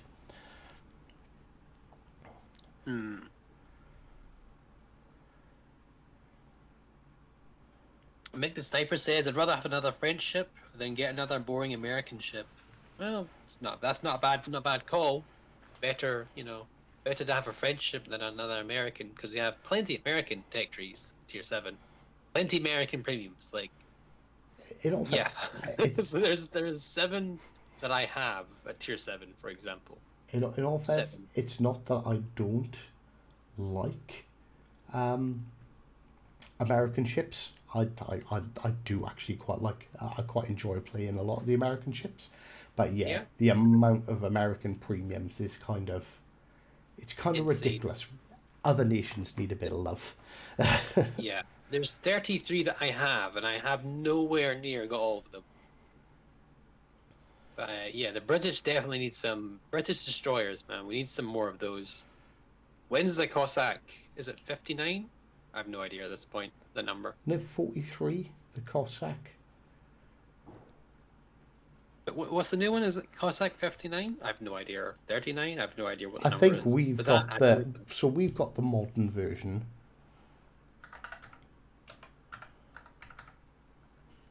Yeah, we get the regular Cossack at tier 6, but the Cossack 39, or I have no idea. 38, there we go. Mickey's 38. That will be the tier 7, I believe. Or is that the same tier? I don't actually know. It'd probably be a higher tier, because it gets rid of the secondary turret on the back and gives you an additional twin turret of guns. Yeah. I'd really like to see the daring, though. Like, we still haven't got a British destroyer for legendary tier, or tier 8, or tier 7. So, yeah. Japan, Britain, and Italy need some love. Britain has a lack of top tier premiums. Yeah, 100%. Italy needs some as well, and Japan's last campaign was Suzuya. Christ, that was a while ago. Yeah, the Japanese do need some love too. Mostly high tier battleships. They don't really have many battleships from the Japanese at all. Like, I think, I'm pretty sure we don't have much at all, besides copy clones of the tech trees. We've got Hyuga, which is a better Fuso. Miyogi, which is absolutely atrocious. Mutsu and Ki. And that's pretty much it. If you want to go heat ray, that's literally a Fuso. The Kirishima, the ARP ships, is Congos. So in terms of like Ragnaroks and Hagato, and it's really not much variety in terms of the Japanese battleships. Japanese cruisers a little bit more, which is quite nice. You've got the Azuma, of course. You've got the Atago, Suzuya, Awaki, Yahagi, Katori, Yabari. You've got some, You've got the clones of the Miyoko. Yeah, I definitely think there's other nations that need love. The Italians don't have much, though, definitely, for sure, but they still have some. You've got the Paolo, the Roma. There's a fair amount of cruisers, honestly. Yeah, there's a fair amount. Ashitaka? Yeah, Ashitaka. I forgot about Ashitaka. We definitely need more British destroyers, though. We don't have any at all. We just have the low tiers. The highest we have is a tier. Did we have tier 6? Did we have a tier 6? Everything. There's always a premium tier 6 destroyer. You have the Cossack, yeah, and ship Smasher, which is basically a Jervis but different smoke. So I'm doing a little bit of investigation in the background here, and right, hang on, let me get the. I thought I Miyogi for the win. Oh, my right, God. that's why I saved it here. Right, okay. So this curious. Well, right, okay. So there's a couple of ships here actually. So we have this curious little ship here.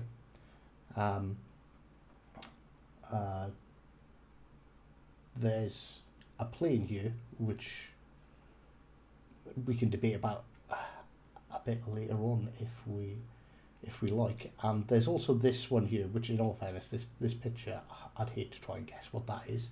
But this is definitely a British ship. Right, okay. And this is why I'm going to say I think this is going to be Repulse. So if we look at the bow, see this, this, I believe this is like a wave breaking shield.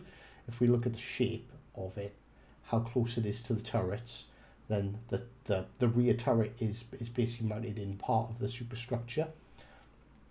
If we then take a look at this image of Lady the Milka was Repulse talking here. about secondaries. Secondaries? Oh, secondaries on what? There's triple barrel secondaries on the bridge, apparently. That's a good way of telling. Oh, there is. Look here. Right, okay. Right, okay. Well, we'll have a look at the secondary. So, if we look here, if we look at the turret placements, superfire turrets, the rear turret is part of the superstructure, as we can see there. This wave breaker here is in the same location. It's the same shape. And if we go back to this image, I can't. Oh yeah, it will let me zoom in even more. Unfortunately, the more you zoom in, the quality of picture sort of drops quite drastically. Oh, it does. It does. I could definitely see the repulse lookings. Yeah, so well, look at the sort of anchor chains. Yeah. But I see that the gun being part of the superstructure is definitely The anchor synergistic of what chains, you're thinking. the wave breaker here, with the placement of the turrets, the conning tower. Like if we look at all of these, all of You these see how it's like a features. V shape for the anchor chains? Kind of a V shape. I think it's the quality. The mast is wrong, apparently. You know what? The mast is wrong. I don't know about that. I don't know if the mast is wrong. Is this a cruiser? You got to remember that's perspective. That's different perspective. No. Right. So if you look, this is almost, as you can imagine, an old sailing mast. Yeah. Mm-hmm. Whereas Repulse does not have that. Oh, this is well, renowned class. So Repulse, it doesn't have that. So it looks very similar in layout to. You got to remember though that the perspective's different, and the top bit of the mask is the top bit of the mast is the same. Maybe not like the bit below it, but the top bit is. It's a QE class, apparently, Queen Elizabeth class.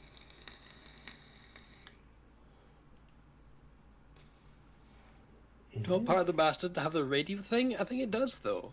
Let me just see.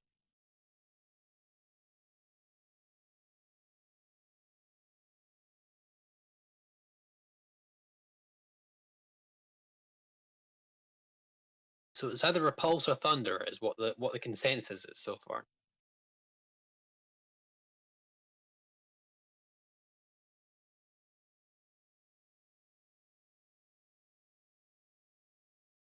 But it's shorter than Repulse as well.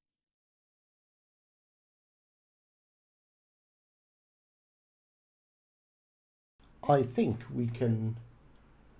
Right, so the mast doesn't match to the Thunderer either. If you look at the Wave Breaker, it has two, one further forward and one right underneath the turret. Whereas if we go back to this image, you can clearly see there is only one on this. But that got me me thinking a little bit.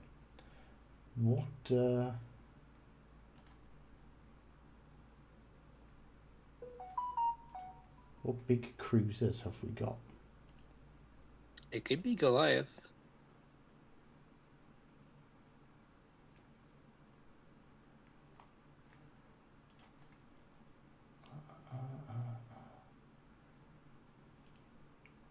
I don't think any of them have got dual turrets.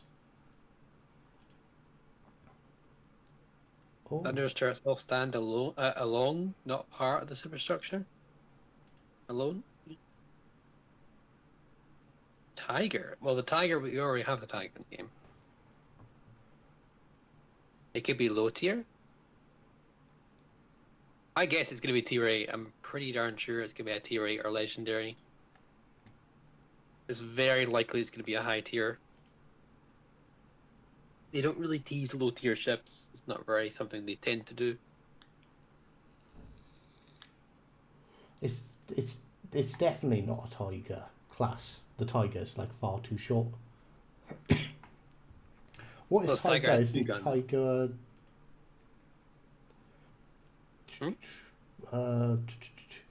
What is the class that the Tiger is? Isn't that is it Taito class? I keep on forgetting what the Tiger is. I have no idea. It's definitely not Neptune.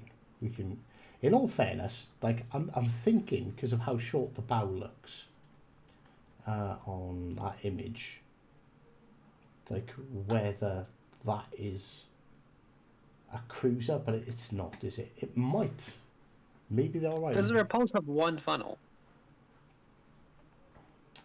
No, Repulse has two. We got two here. Yeah, see two, and they're quite close by each other as well. Those are spread out. Another one, the other ship is quite spread out. The superstructures and the conning towers in between it. You see if you go back. The battle cruiser Tiger.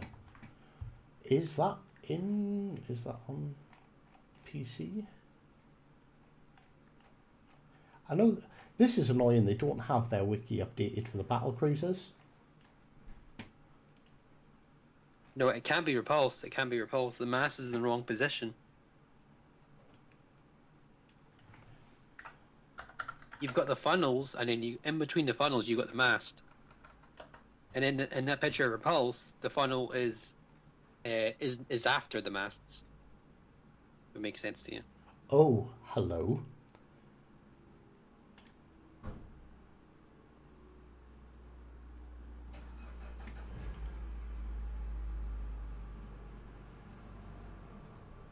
This might be it. This might be it. Who was it in chat that said the battleship Tiger or battle cruiser? Yeah, Shadow was saying it. Shadow. Gee, Shadow. I didn't expect it from you. Battle Cruiser Tiger. That looks a lot like it, honestly. That looks an awful lot like it, in all fairness. So there's three funnels, and then there's the bows is top. So if you compare to the image, I'm trying to see if I can find a nice angled picture, but unfortunately not. I think. Yeah, the Tiger has three funnels, but so did that picture as well. So right, okay. So points of note: the bow is quite short. The single wave breaker right in front of the turret. What caught my eye instantly was one, it is a larger style mast, and there is this crow's nest raised above the superstructure. Right, okay, so if we look at this picture, so okay, we see a funnel there is potential for further funnels back here. relatively short bow, wave breaker right in front of there, crow's nest.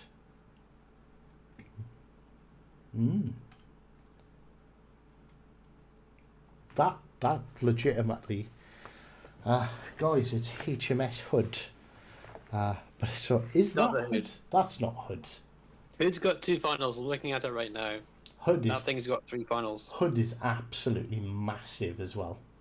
Yeah. So, Plus the turrets are kind of different shaped as well.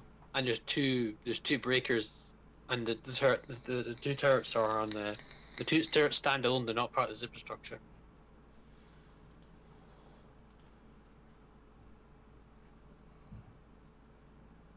unfortunately, that's not a great picture that I clicked on. Yeah, it's not the Hood. No, it's not. It's 100% not the Hood. I think the closest so far is the Tiger. Like, look how long the bow is on the Hood. It's absolutely massive. Have we identified it's not the Tiger yet, though? Because I think it's close to Tiger. Right, okay, so another, like, prominent feature is if you look at how small the smokestack is, that is quite a small smokestack. If we go back to the Tiger, see, it has 3 relatively small smokestacks. They're not like the more modern, larger, like, dual funnels that they have on sort of slightly more modern ships. So if you look at like Hood, for example, Hood has 2, and they're much larger. And obviously that trend sort of follows on newer battleship designs.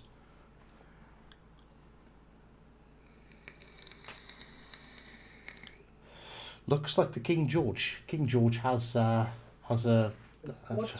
has too many turrets. Yeah. Yeah. The only thing it may be Wargaming give it an R class because PC doesn't have one. Maybe Royal Oak. Let's have a look. It did say there's enough to make an omelette, so there's actually other boats as well. There's another picture, and it's probably another one. Oh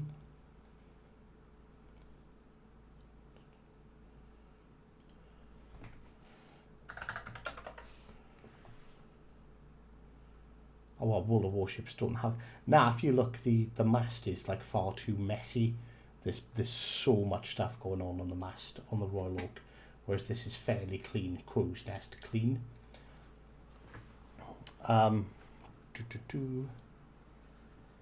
So I don't think it's an R class. Like, I could be completely wrong, and we are literally just looking at this, sort of making guesses.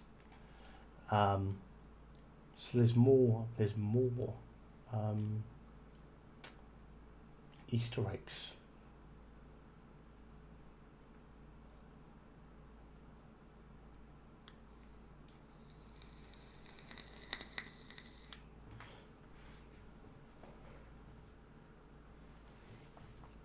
HMS Barham. Let's have a look.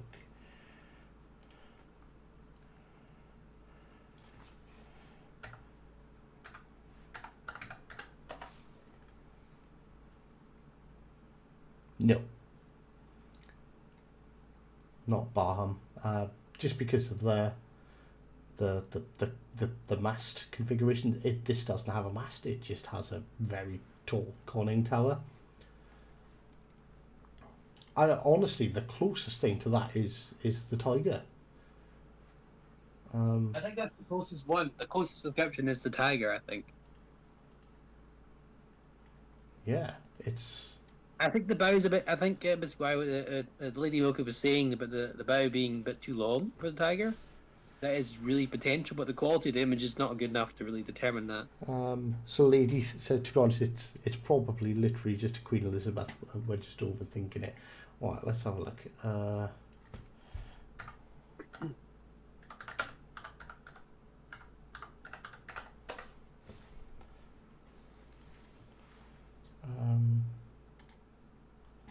It's not a Queen Elizabeth.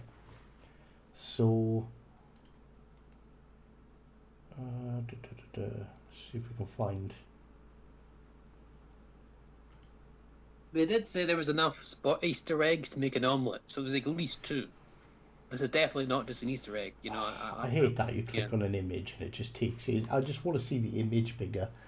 But if we look at this, what the reasons why that ship is not a Queen Elizabeth class?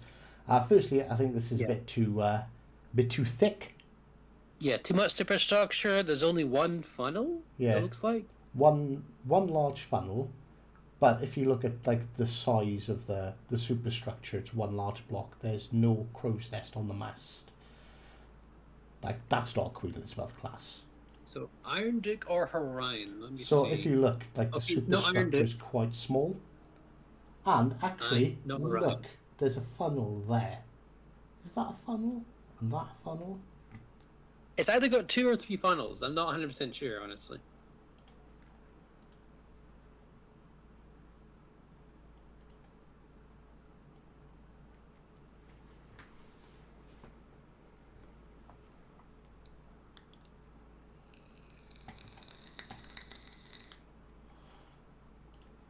What about the destroyer in the picture above? Oh, honestly, this is like anyone's guess. At that angle, I think it's a destroyer with triple turrets.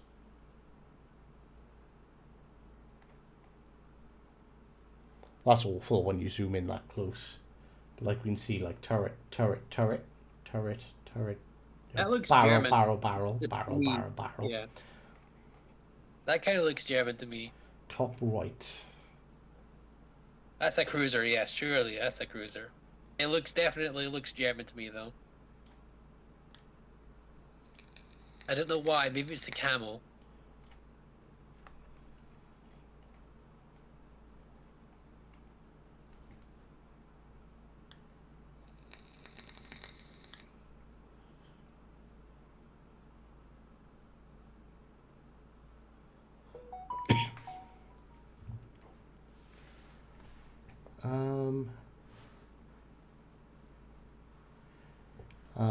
Yeah, this ship here is definitely not Repulse, Renowned, or Thunderer. This battleship, I know we're kind of stuck on that battleship. I'm like, yeah, I really do want to know what it is. But yeah, that is definitely not any of them. I think. Well, see, I'm not even 100% sold on it being Tiger, although it's quite similar. It looks to me.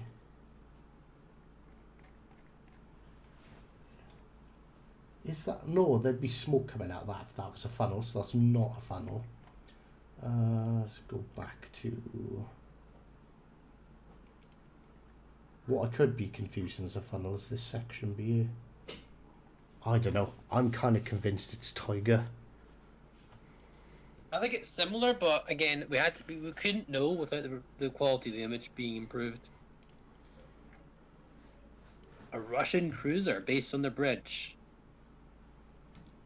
What is it shooting at as well? What is that? Like, what is it shooting at? That doesn't look high tier, honestly. No, that looks low tier. I don't even know. I don't want to get. You can't really see the superstructure. You can see 2 funnels. Very, like, 2 thin funnels. It looks Russian that they're shooting at.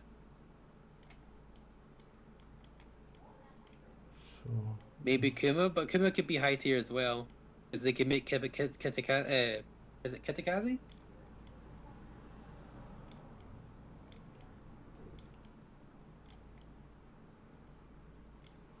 there's randomly a little thumbs up here.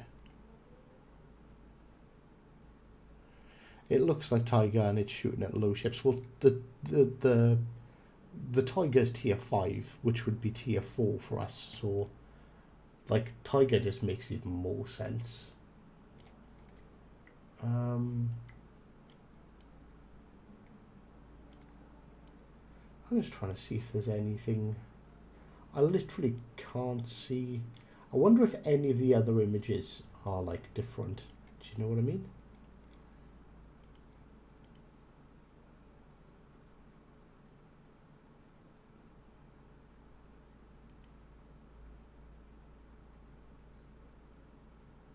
Oh, hang on. Right, okay, I did just notice something. So, and it changes as you're...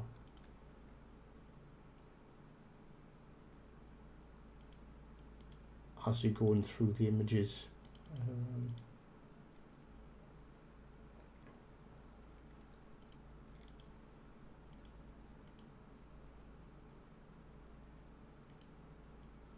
So see if we get to the Graf Zeppelin here. The planes appear to be like there's a different plane. There's like a seaplane in here. I don't know if that has any bearing. Like there's a couple of different aircrafts. The images don't really change. Oh, hang on a second. Save images. There's that image there of the painting. Not only that, if you look up here, we couldn't see this in the previous image. That's a new destroyer, but that looks like the Sumner class to me. It looks like a gearing, yeah. So, and it's got the big legend symbol, so that might be the Alan M. Summoner. There is this bit here, which kind of gives our Tiger battleship theory a bit more weight. Because you see a mast, small funnel, just behind the mast, small superstructure. I don't know. That might be clutching at straws a little bit there.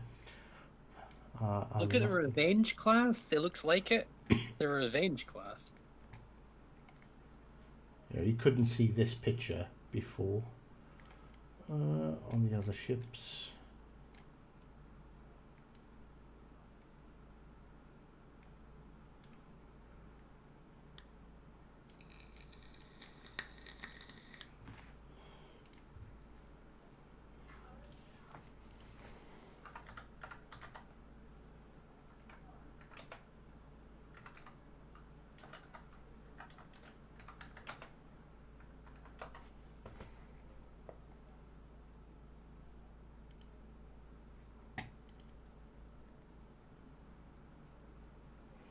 Now the superstructure's like far too big and far too messy, I think.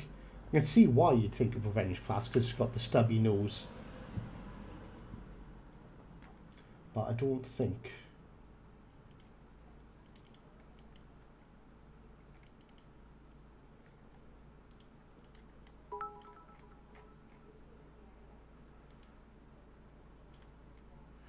Oh, Gene, thank you for reading. And on Midnight Reading, sorry, I'm useless. I'm crap with Twitch. No, it's not Revenge. Someone said they could see a German rocket plane. I'll be honest with you, I'm not overly big on planes. I think what they're talking about is... so you can skip through these. There was one image, you could see it pretty clearly. Here, I think they're talking about this. But, like I said, I'm genuinely not a plane guy.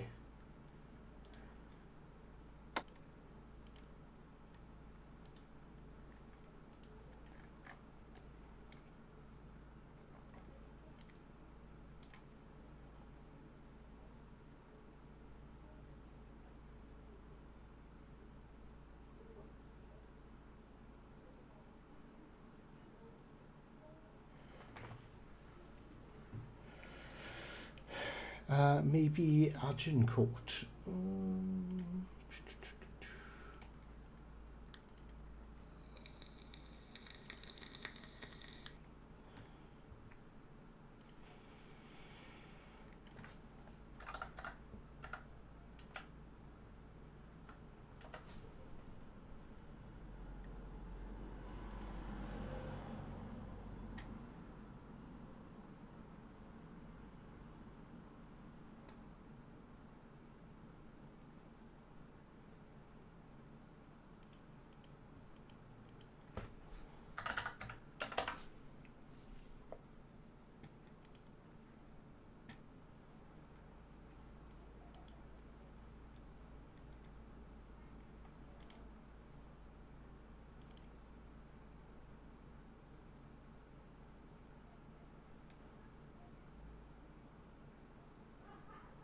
Do you know what? I don't think I'd rule out the Agincourt.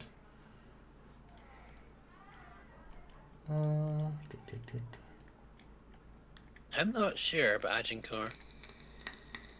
No, I know Agincourt. The superstructure it might is be. really small. It might be. Funnel, raised crow nest, funnel right behind it. Can we see for secondary batteries? You couldn't make them out, I don't think, if they were there.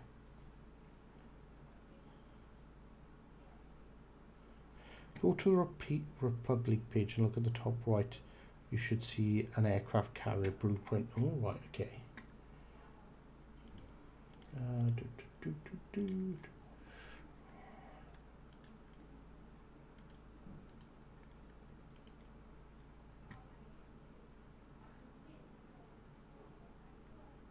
And top right, you should see an aircraft carrier blueprint.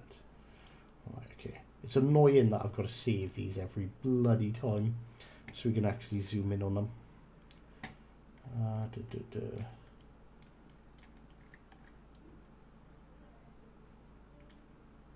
Is that an aircraft carrier?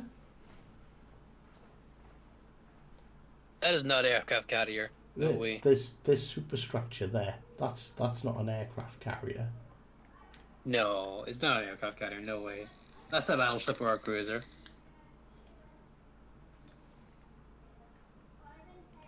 Without a doubt. I do even think there's no. It's this. Yeah. Midship catapult launcher. I mean, that's probably valid. It could still be.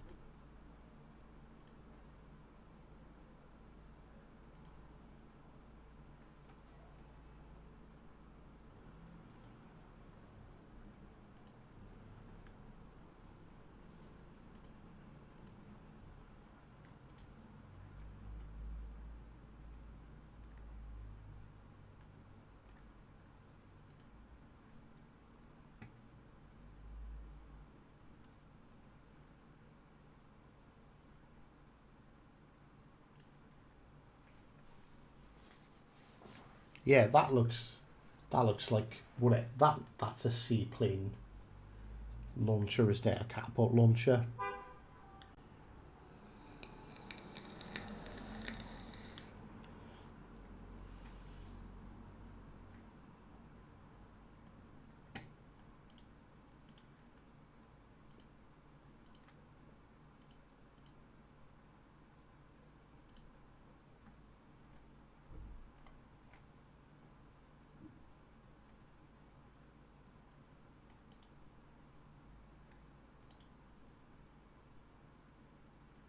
Well, that's not Goliath.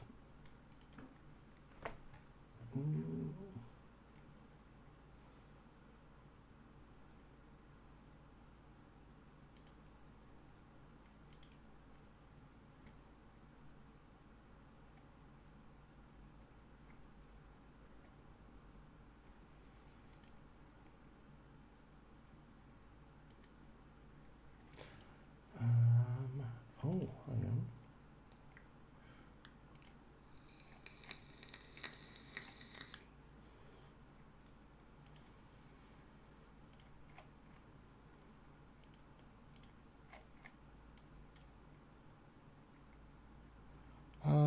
Hi, on the Colbert picture. Ah, right, it's a different picture. What's the Colbert?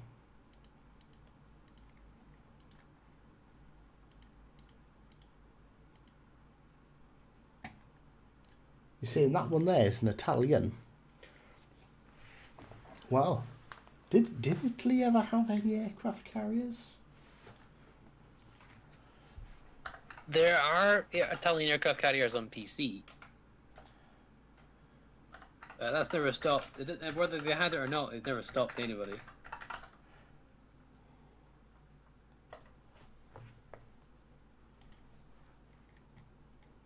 Yeah, they have got them on PC. I haven't followed up on PC for ages, in all fairness. So yeah, they do have them on PC.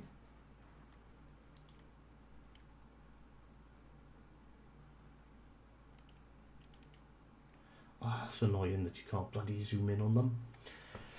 That is incredibly frustrating.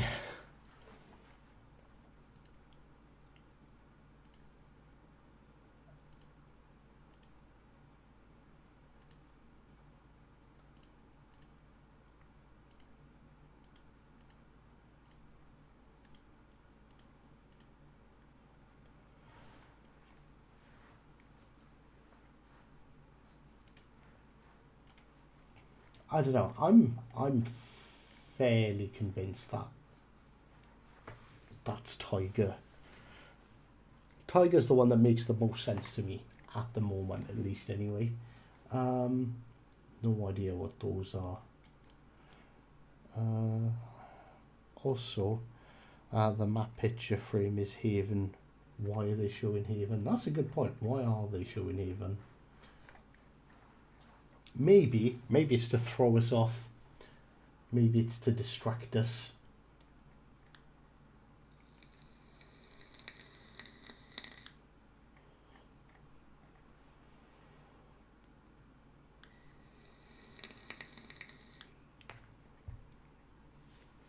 Right, bear with me. Basically I need to use the facilities. I'm dying here. We will be right back.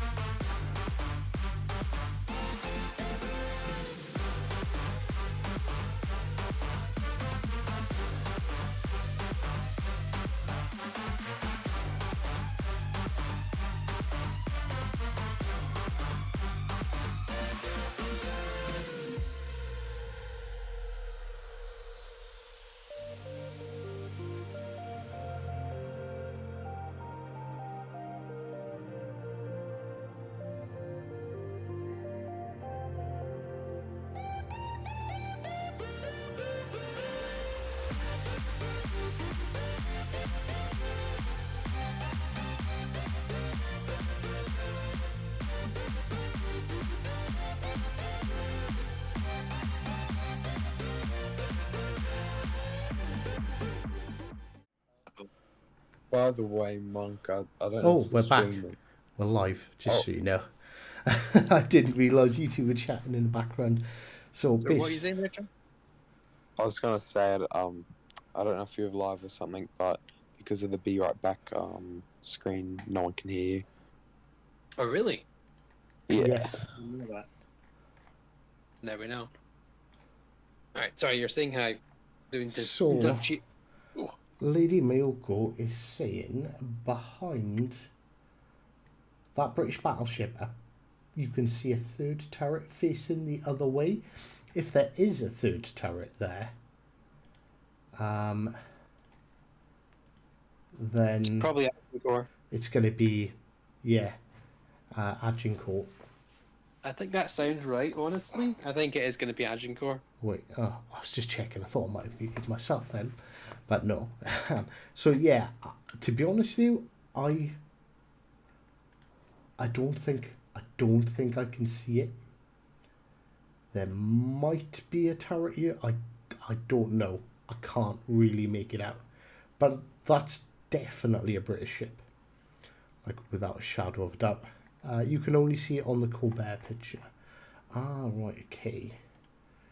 Have I got that one here? Vampire Graf Zeppelin. All right, so in each of these images are bloody different. Okay, so Colbert one. oh, hang on, yeah, that's I can even see it from BU that it's a much better picture. Open.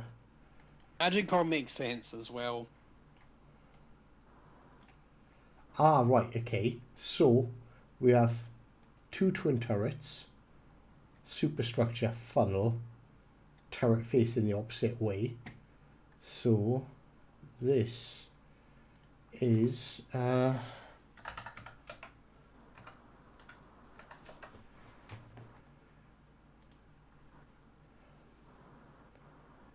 see if we can get one with the nice angle. Well, actually, this one be using a lot of little white mouses stuff today. Yeah, so like if we look at this relatively short bow, the wave breaker's in the right place. Superstructure is relatively small. Does have They're a all crow's dual nest. turrets. There Yeah. is one smokestack directly behind the superstructure, then a turret. We can't see, I don't think we can see any further back, can we, than that turret? You can't really make out what's past that, but turret B has AA on top of it. Where is... I don't see it. It's not clear to be That AA. could be Shadow. I don't think it's not going to be Iron Duke. I think it's Agincourt.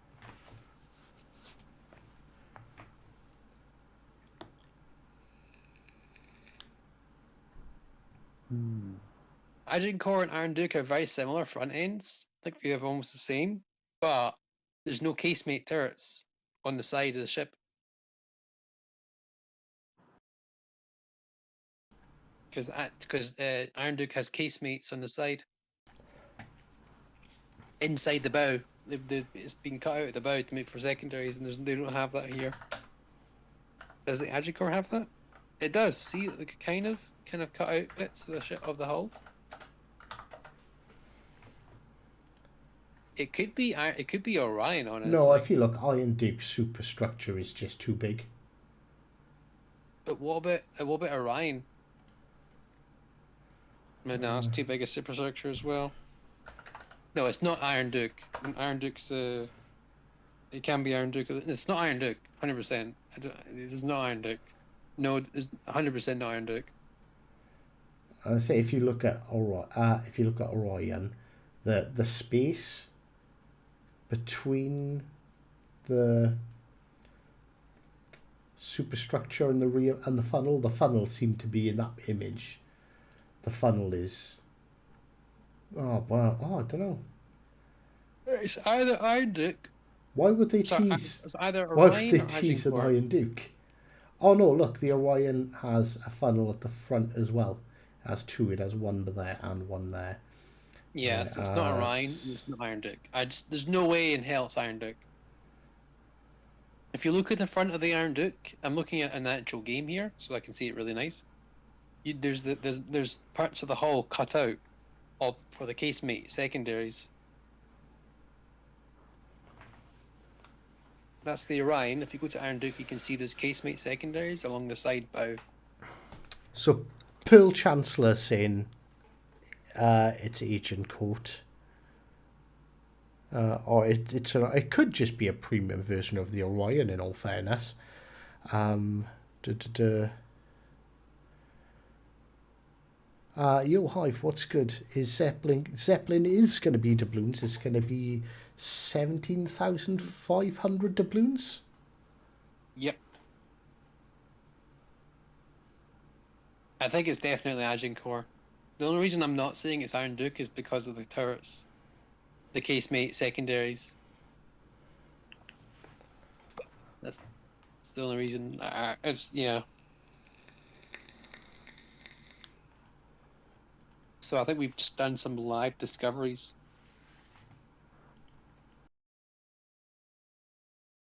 See how Agincourt's see the part of the bow is completely It's just straight bow until the first turret. So, And then boy, afterwards it cuts off. there for is a the tiny case man mistake. in the picture in Haven holding an even thinner piece of paper, and on that paper, written in teeny tiny writing, is everything we need to know. What does the man say? How much is 17,500 doubloons in dollars? In money. Yeah, I have no idea because it's been so long since I spent money on this game. And I haven't got the game loaded up to even be able to check. Alright. 20,000, 30,000 doubloons, 17,000? Right. So 20,000 doubloons, 20,500 doubloons is 52 pounds, 52 pounds, 50 pence. That's So, 20,000. so 52 somewhere in pounds. the region of $60 because Yeah. that's a tactic I bloody hate. Like, because obviously, what are you gonna do? You're gonna buy the 20,000 because then you can pay for the campaign as well as the new ship. I notice Yep. they never have So- doubloon packages for the price of something. It's always slightly less or slightly more, so you always buy the slightly more one. So you've got those few extra doubloons which you'll spend on crap. Yeah.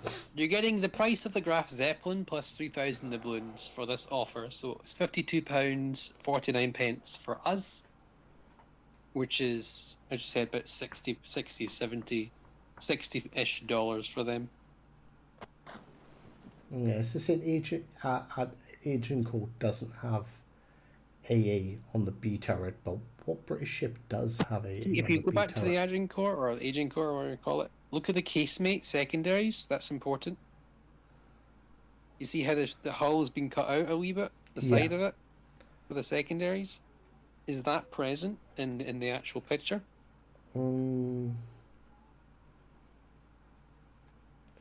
I'm almost inclined to say no. So maybe it's not Agent Core. Yeah, Yeah, it's got a cage mast, which is usually found on all British and not all British, all American ships, or low tiers anyway, or even seen in the French ships as well. Like it's saying it's Tiger more than Agent Core certainly now. Because it doesn't. The casemate armor, the casemate secondaries is what changes. It means it's not Iron Duke and it's not Orion.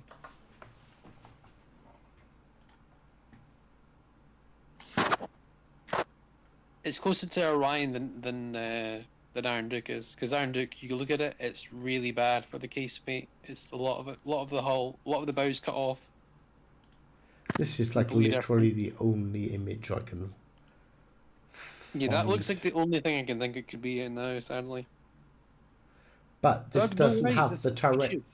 shit. There has to be another turret here. It's definitely not Tiger. Okay, so it's not the Tiger. See, because there's a turret here. 19. Actually, in all fairness, maybe if I move myself up to there, people can see it a bit more clearly. So right here, where my little mousy hand is gently rubbing, is another turret.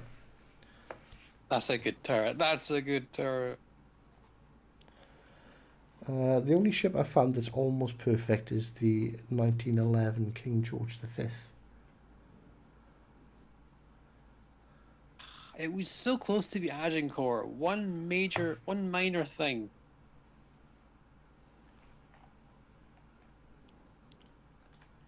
One minor thing.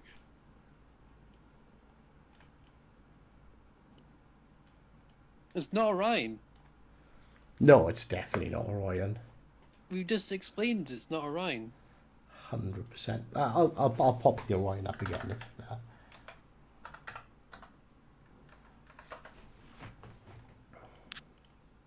So it's not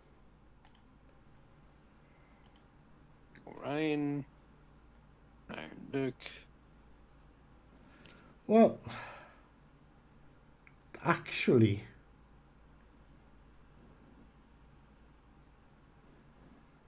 No, because of the funnel. right. Okay, so there's AA on top of B turret. Yeah. Yeah. In all fairness, one thing I did say, I thought there was a smokestack in front of there. So if we look here, so there's a smokestack here. Right, I'm going to zoom right in. There's a smokestack here. So turret, AA. Is that there a smokestack?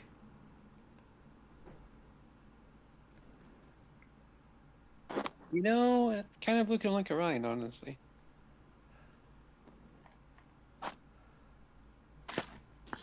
I'm trying to decipher how it's not Orion. And you mentioned it's a smokestack, and it kind of has the same superstructure as Orion.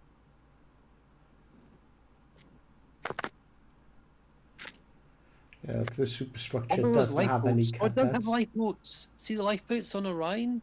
They go out. You can see it. The lifeboats like go way out the ship for Orion. But it can't be Orion because of the turret. It's behind both smoke. No. It's behind. It can be Both. Orion. But how? Oh, yeah. When we he don't turned see- it, yeah. Sorry. We don't You see saying what? both before we see the third turret. What? Orion has 2 smokestacks before you see turret C. It does have that on as well. The picture does have that. Yeah, look be here.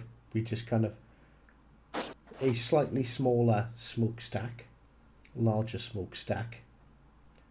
And if we go back to Orion, slightly smaller Yeah. smokestack, slightly larger smokestack. Yeah, it makes sense. Is it's the low tier ship that's being sunk is Kuma.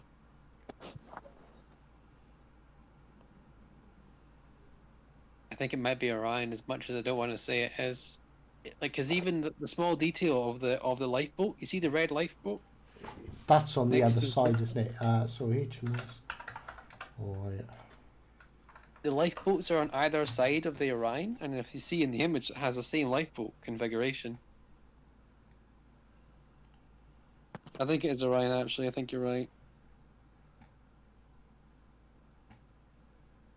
Then why would it be Orion? Why would they? Well, so I know there was several of them. There was 4 Orion class ships. Yeah, unfortunately, Orion matches the description pretty spot on. I don't see how it's not Orion now. My goodness. In all fairness, I'm struggling to argue against Orion.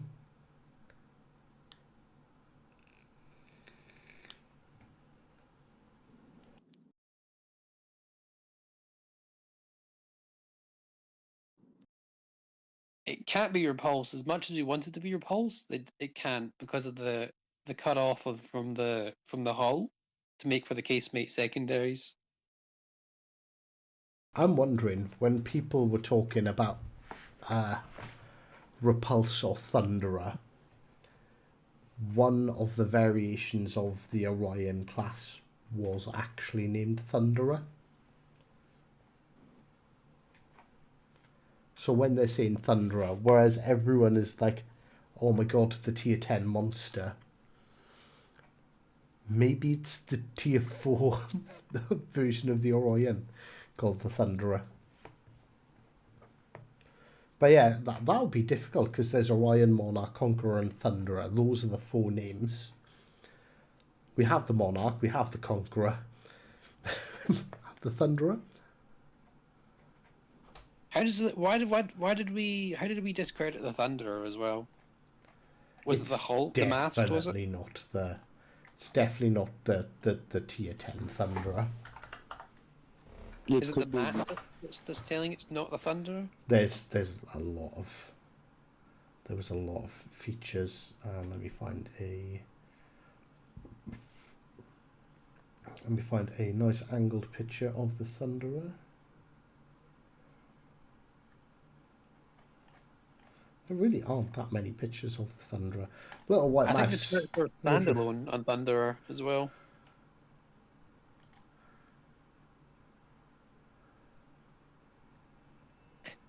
Little white mouse.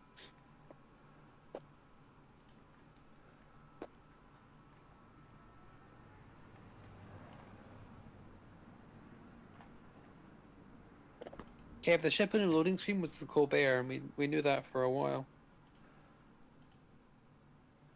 Annoyingly, the link to the picture I was trying to find doesn't work.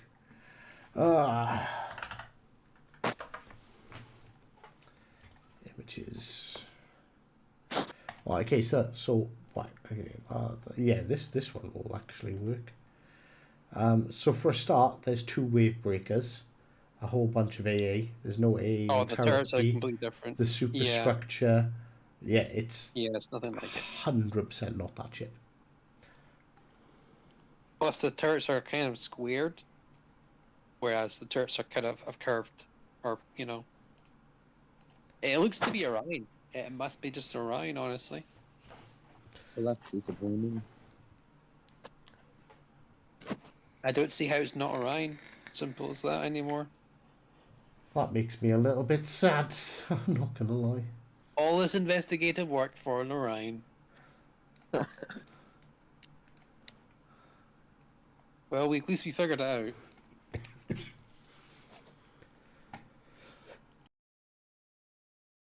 No, it's not Conqueror. No, not Conqueror, Shadow. You were very good at the Dockyard gate. Technically, it could be Conqueror because there's one of the Orion classes were called Conqueror. But Conqueror, it looks completely different. No. Maybe the Orion classes, yeah. The Orion class Conqueror. So. Yeah. Yeah. Maybe the Orion class Conqueror, yeah, but not the standard, not the tier, not the legendary tier Conqueror. The turrets are completely different. Because the Conqueror's got triple turrets. So, was there any other images besides that Russian man? I think that's a German cruiser. The image on the left. Someone did say about watching the thing, video. yeah.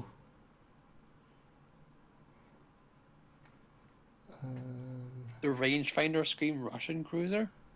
I think it's German, but I don't know. I'm not 100% identifying ships though.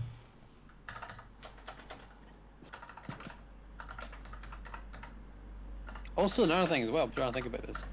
When we get a Russian, a German cruiser at legendary tier.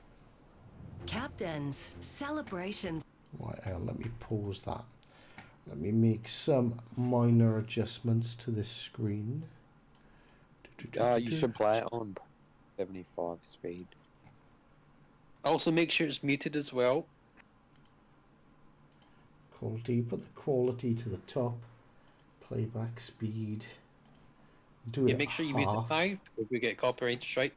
Copyright strike by Wargaming.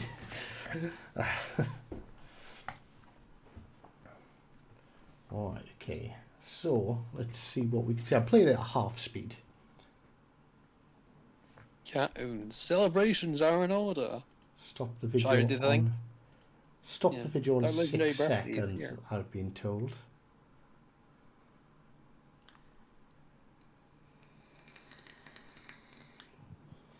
See, when they're on about Easter eggs, is that looks like Phil.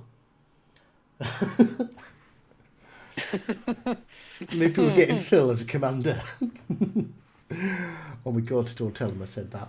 100% kicked out. The plane behind the wooden ship stand.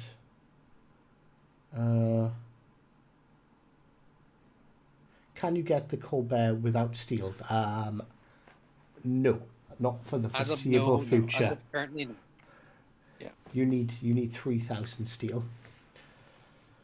Like, it's not saying that they're not going to introduce it in the future. So that's a F4U Corsair, apparently. Let's have a look.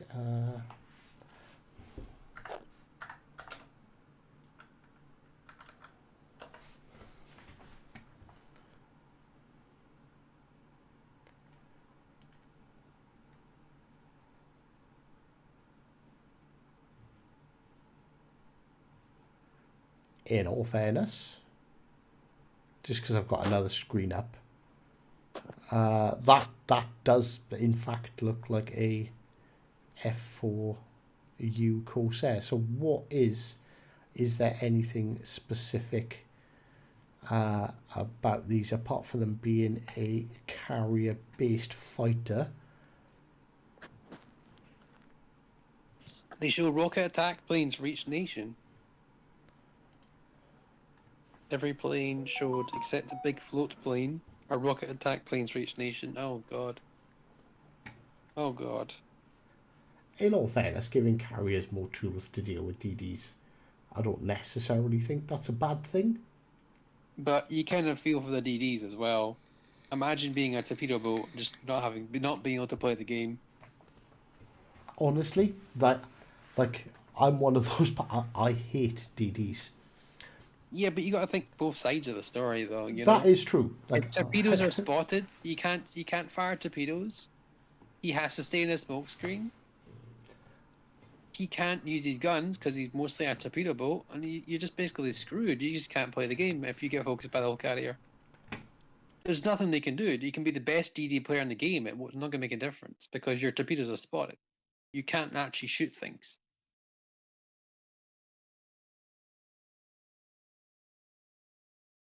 Rocket planes for legendary carriers, maybe. What? Like imagine being a Kagero in a carrier game. You're just being constantly spotted. You can't play the game. Yeah, that does rely on the carrier player knowing the difference between their arsehole and their elbow. In all fairness. Yeah.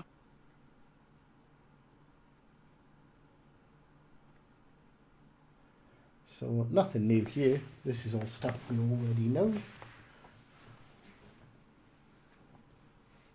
Is that the Gloriousismo? The Soyuz? Friedrich the Gross?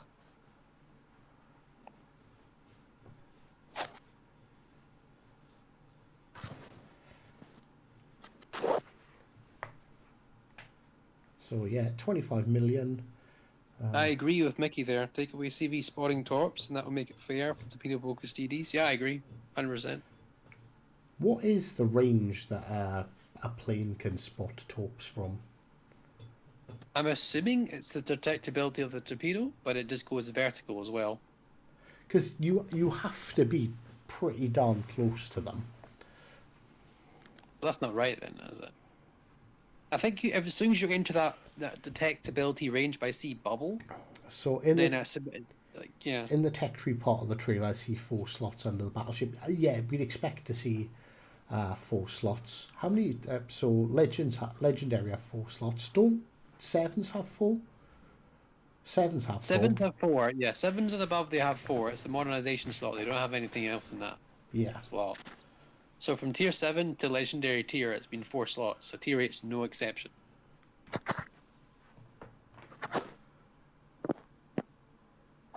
Yeah, I agree with Mickey though, but I think the detection for torpedoes is like as soon as they enter the detectability range horizontally, it spots them.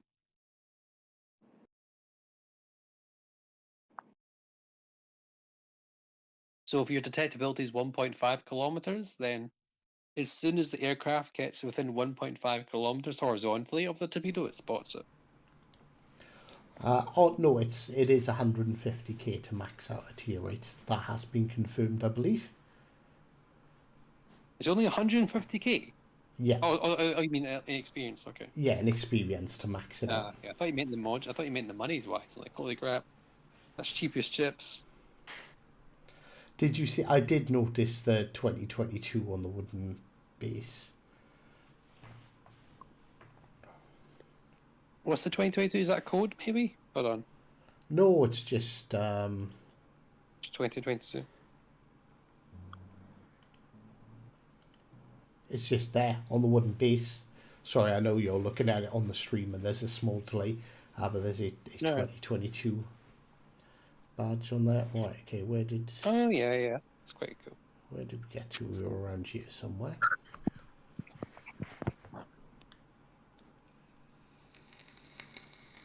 I think Lady Miyoko's right with the rocket planes. I think that's the first Easter egg.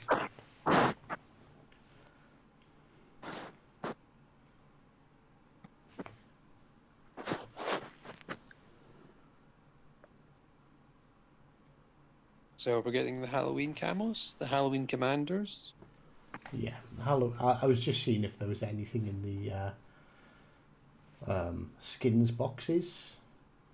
Right, new B-roll projects.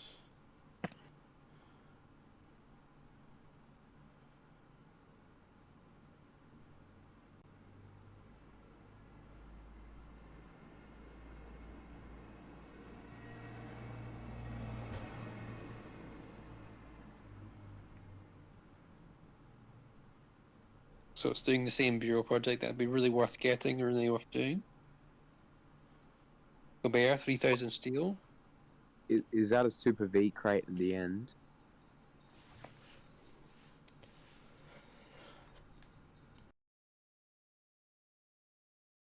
That's the Colbert, I believe, isn't it? No. That's the vampire. I gotta remember it's got a slight delay for you. It's a couple of seconds. You're seeing everything. Yeah, in the a couple of seconds yeah, see when you behind said me. the vampire later.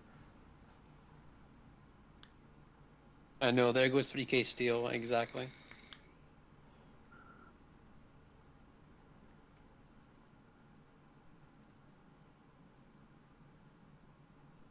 Oh, did we talk about the Commonwealth? Oh yeah, we did.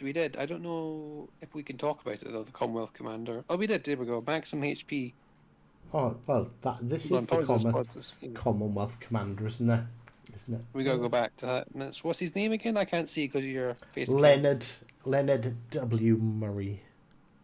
Oh, Alright, so he's part of something bigger. Maximum Oh. HP. Oop, That's annoying. It's not moving my Maximum- whole thing. yeah. Oh my god. Maximum HP up to 4% and maximum movement speed. I thought it was maximum. I thought it was survivability of modules. HP for modules, wasn't it? The HMAS, the vampire that we're getting in game is not the actual Daring class destroyer. It's just a little British destroyer. Yeah, no, so because there's the daring class two. is way too advanced. Yeah, the daring class was the daring. So basically, on PC, the daring class is called the Vampire 2 because otherwise they'd have two ships called Vampire. But yeah, there's a lower tier Vampire. So it's still an Aussie ship. So you can shut your whinging now, Retro. About Aussie ships. Look, this guy looks Australian. Look at him. His face just says criminal. His face reminds me of a commander. I just can't. He's got a remind pair him of which one. binoculars, so he can check through your windows to see if you have anything valuable. And he's got a lovely coat on as well, with brown gloves, brown leather gloves as well. It's quite nice. He's actually a Canadian captain. Is he? Oh, that would explain the coat and gloves. But it's weird because didn't they mention that was something to do with survivability of modules? 5? That could be one of his special. But he doesn't have any special skills. I looked at it there. You see no special skills. Doesn't have Jack for special skills. We could sneakily check Discord. We could.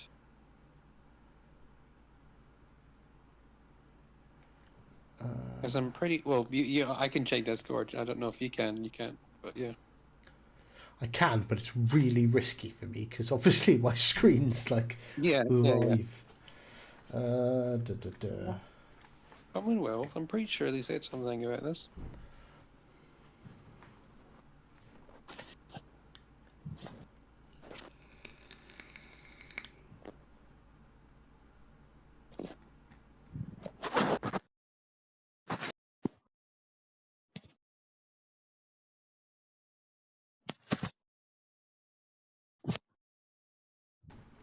Tell you what, like the collective knowledge of the subscribers is absolutely insane.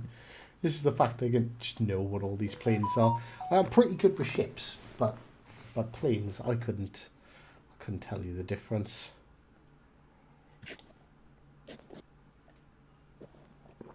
Yeah, at a moment of confusion, Commonwealth Commanded base trait will increase the HP ship modules. Why are they showing Italian rocket planes? I'm assuming because that means the Italian carriers are probably coming. That's probably one Easter egg. How many did they say there was in there? A load, wasn't there? Enough to make an omelette. So Yeah, it's there's like least. Yeah. so rocket attack planes, Italian carriers, a premium version of the Orion, possibly. I don't know if I've seen anything else.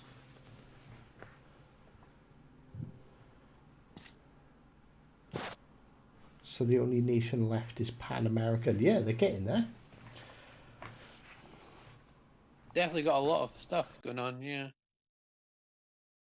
They've got pan-Europeans and pan-Asians as well.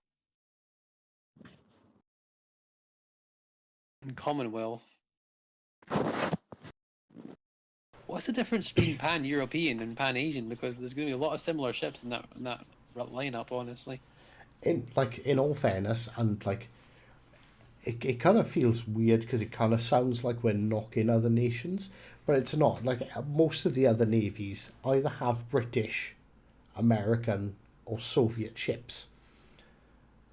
So there's, especially around like World War II, like, even though, you know, you're talking like the Pan Asians, the Pan Europeans, all right, granted they genuinely had their own ships, but the Pan Asians are primarily American ships.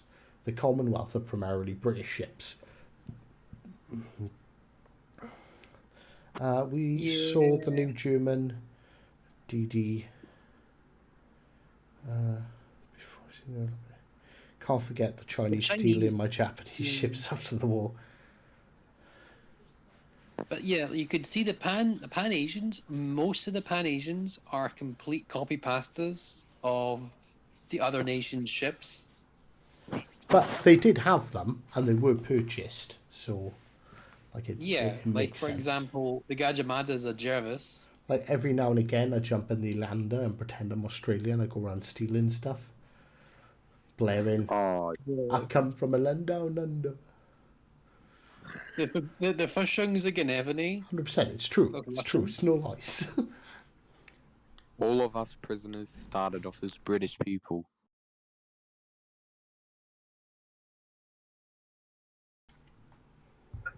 What is the Janway a Farragut or something? No, wait, what is it? I think it's a British one, isn't it? The Janway. Yes, it is a British cruiser. It is a mod. No, it's a cruiser. The Janway. Oh, I thought you were on about the Hung Yi. DD. No, I was getting confused with the Tier 5 cruiser. The Tier 5 cruisers is the Hyuangi. Yeah, that's a Leander.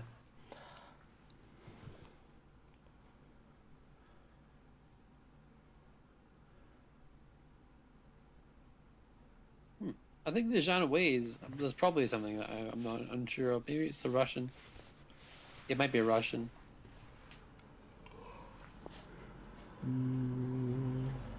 Without Googling. Because honestly, I can't look at the ship right now. Because, I don't have my PlayStation isn't even turned on. I think it's a pod. Yeah, it's a pod voice key. Hey, welcome, Z. Pod voice key. Zed. Wen Yang is Akazuki's stolen Chinese brother. I think you should wait for the album to be for Global XP. I think we should all take a stand. It's not going to happen, but you never know. The problem is, as much as good intentions of us going, yeah, I think we should all make a stand. I think I worked it out before. It's roughly maybe 3 or 4% of the entire World of Warships player base actually pay any attention to the CCs. Which might explain why the player base is so terrible. Just saying. Literally, if everyone here and every one of Hives and my subscribers combined, and even maybe Spartan subscriber base as well, it still wouldn't fix the idea. Yeah. You never know. In the pictures for the missions, we saw Midway and Haiku. I don't know how to say that. But that's a while ago. Okay, these are not the same thing. Yeah, I think we discussed pretty much everything, honestly, in this patch notes.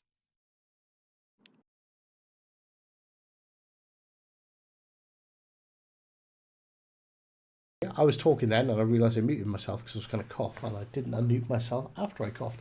Hive, do you know about the CV missions for Tier 3 and Tier 5 that you need to get 8k damage? Do you? Where are these missions? I haven't seen them.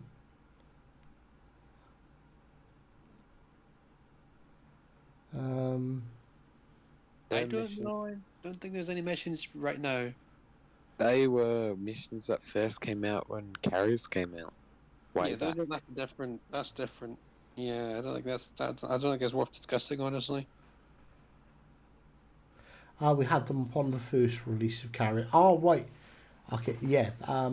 Basically, if they do that, if they release, they do it when they done it when they released like the new Carrier lines that you get like a crazy amount of XP for your first win or a set amount of damage in a carrier. Like definitely put like XP and GXP boosters on if they come up, because I actually done a video on that, and in the space of 8 minutes I think I had like, was it 50, somewhere between 50 and 70,000 GXP.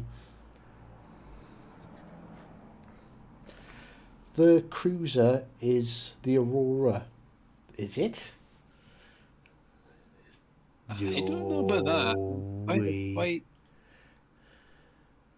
If it's the Aurora, man, the Aurora is Tier 2, isn't it? Yeah. That's not an Aurora. That's not the Aurora. Is there a different kind of Aurora? Not that. No, not that one. I think he means the Tier 5 cruiser is the Aurora. Tier 5. The Aurora is Tier 2. Aurora. HMS.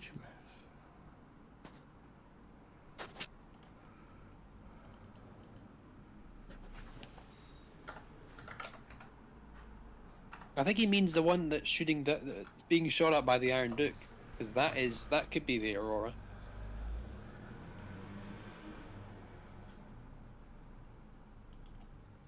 There was a British cruiser called Aurora, but they're gonna have to. I don't know how they're gonna do that one because there's 2 boats named Aurora now.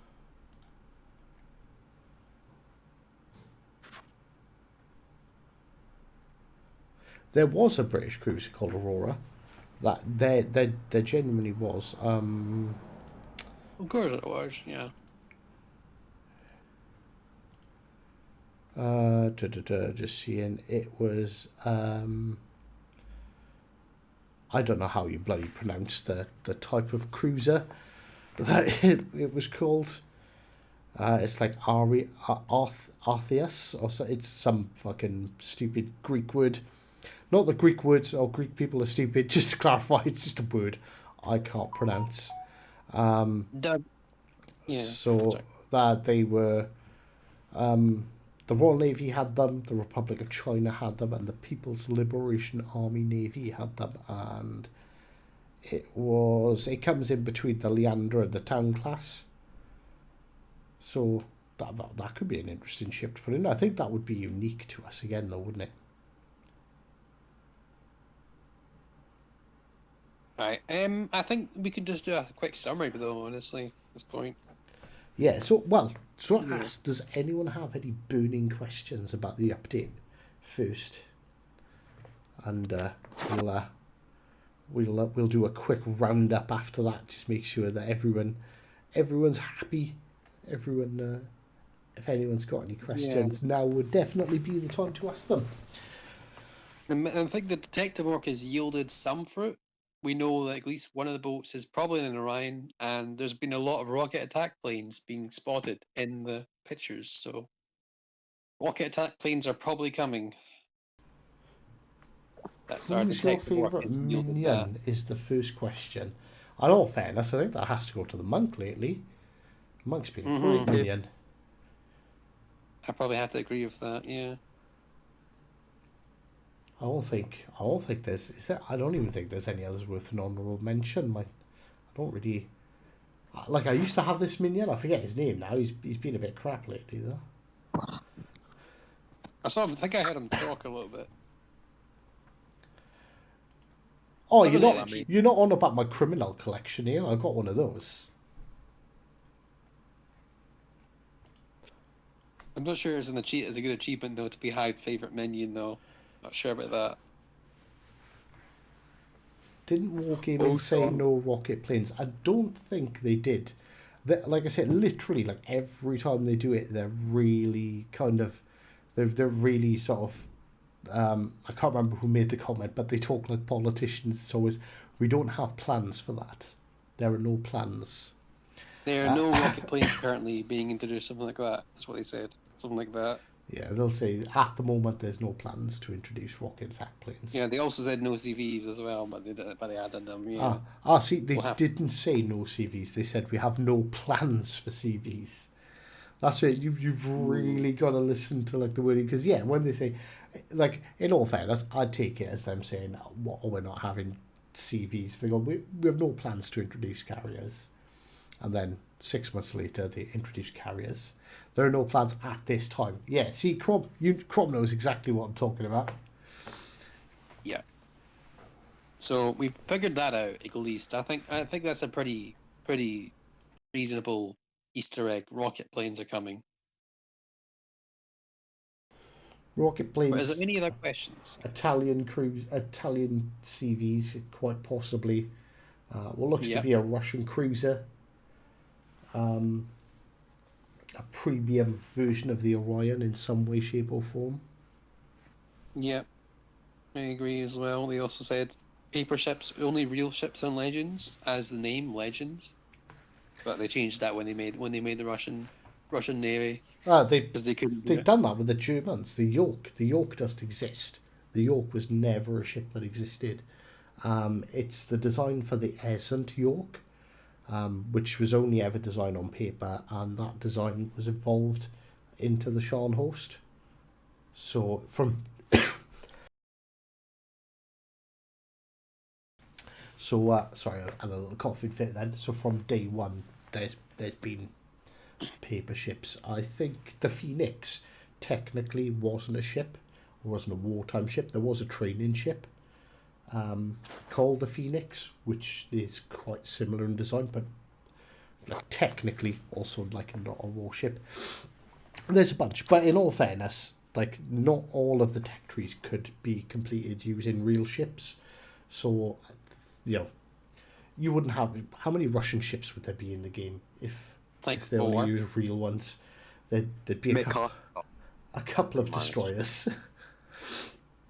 Like the Tashkent would be like the shining tier, you know, the only one that was actually built, and it was made by the Italians.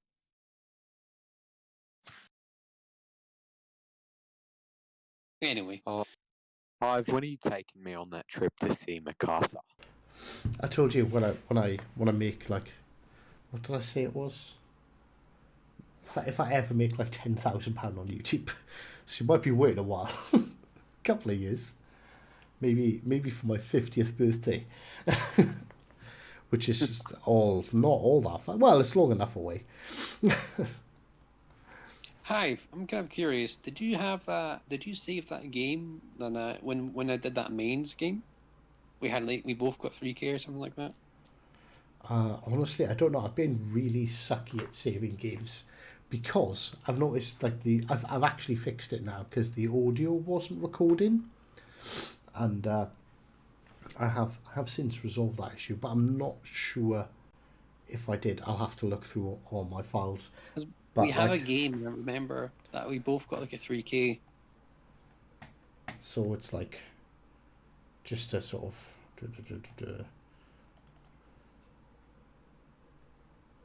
Just trying to think here where it is. This will be my folder. So if it will be live streaming, because if it was live streaming, it'll be one of these files here. Because that saves like my recent ones, and then I've got like all these games saved. So how much data? I've had to invest in an external hard drive. I have Yeah, 123 gigabytes of saved games. But then if you count Yeah, the streams as well, 233 gigabytes of games saved.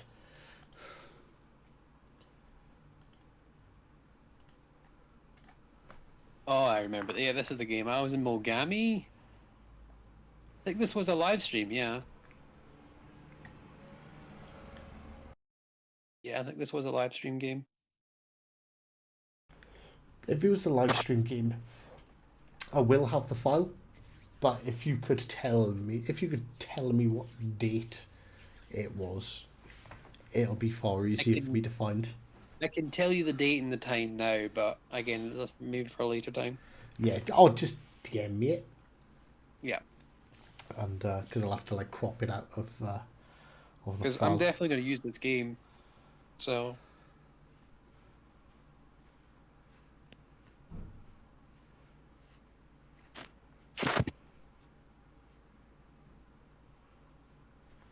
I don't think Russian CVs need to be more OP in their planes. Probably not. I don't know. I don't really play carriers, and in all fairness, I know like the whole like just dodge thing is a bit of a meme, but most of the time I seem to be quite successful at dodging them. But that could be because I play cruisers a lot more than I play battleships. I guess if it's a battleship, they'd be far more annoying. Well, when it comes to AP bombs, though, you can't really, because they're way too fast. On the Russians don't have AP bombs. Well, the Russians have the super fast skip bombs. Yeah, but if you turn into them, only one of them hits you and it does nothing.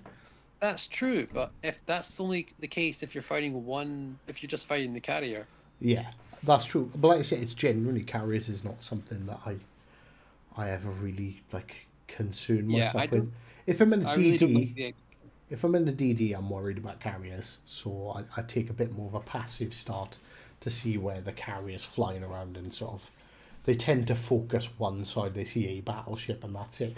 So just go to the other side and they're just never a problem. The thing about carriers is just doesn't matter what ship you are. I was in a Montpellier, you know, the A Cleveland. Yeah. And I got focused down and killed by a Shikaku. Like, what? What? It is Because a I was bit fighting silly him, that they can do that. And yeah, I was fighting him, and then the surface ships were attacking me as well because he was keeping me constantly lit up and caused me problems. I had to keep maneuvering to dodge his torps. And that's a Shikaku. That's like the weakest carrier there is at tier 7. So yeah, that was me in a Montpellier with A spec as well. Crum say it sounds like a skill issue. Yeah. Uh-huh. Yeah. Couldn't shoot down the Gotta be blades fast enough. careful. But Monk doesn't like people questioning his skill. He is a fantastic player, in all fairness. Credit where credit's due. But he does. He gets very grumpy if you go like, I done better than you, and he's like, you can use in the background. Moving on. Swiftly moving on. Yeah.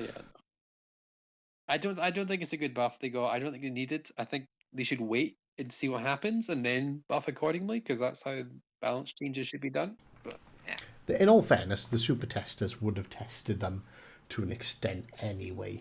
So maybe it's the fact that they get absolutely wrecked by tier 8s. There is a York, but it was an armoured cruiser built from 1905 to 1914. Yeah, there is a York, but if you look, that York that was built is a Rune class York.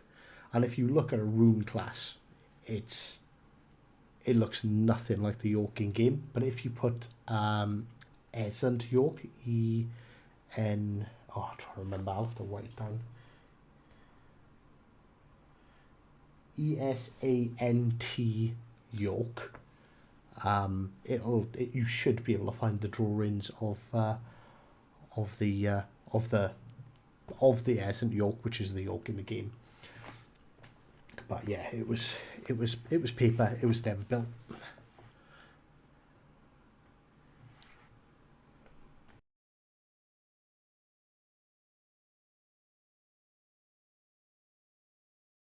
the Lurking Gherkin, you've just arrived as we're like, I don't know, I think we're pretty much at the point of wrapping up now, are we?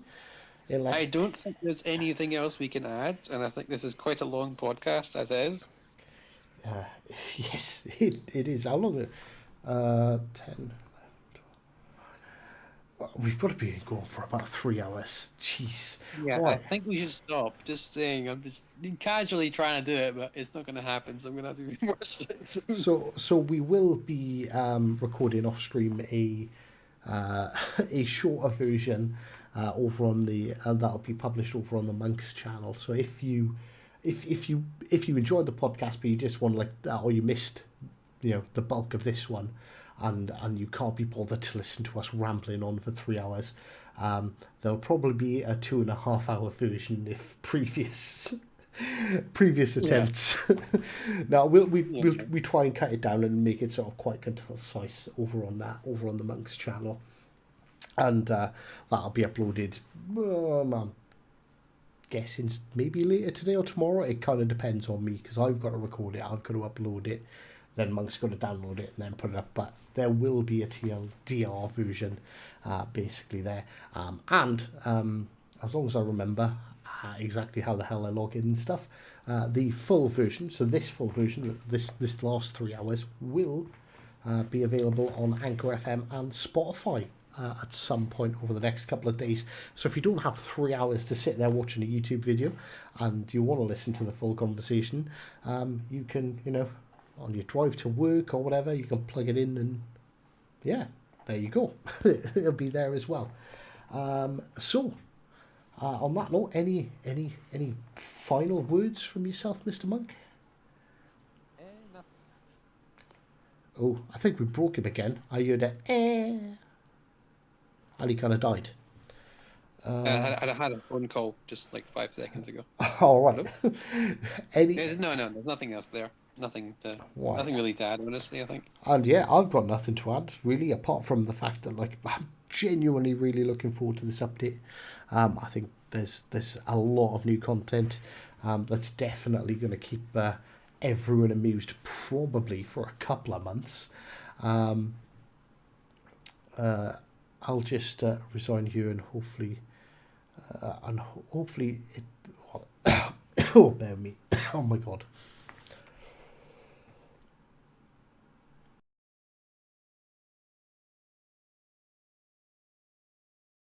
I'm dying. I'll rewind it here and right. I see. Sorry, I was trying to read that and try not to cough, and I felt like I was going to die. Yeah, so I don't think I've got anything else to say. So yeah, I think we'll call it there for our second episode. So thank you very much to everyone who joined in. I hope you enjoyed it. Thank you very much, obviously, to the assistance in understanding the planes and whatnot. And it's always nice to have an extra couple of pairs of eyes and a bunch more brains looking for these Easter eggs and trying to figure out what's going on. And, well, of course, until next time, take care.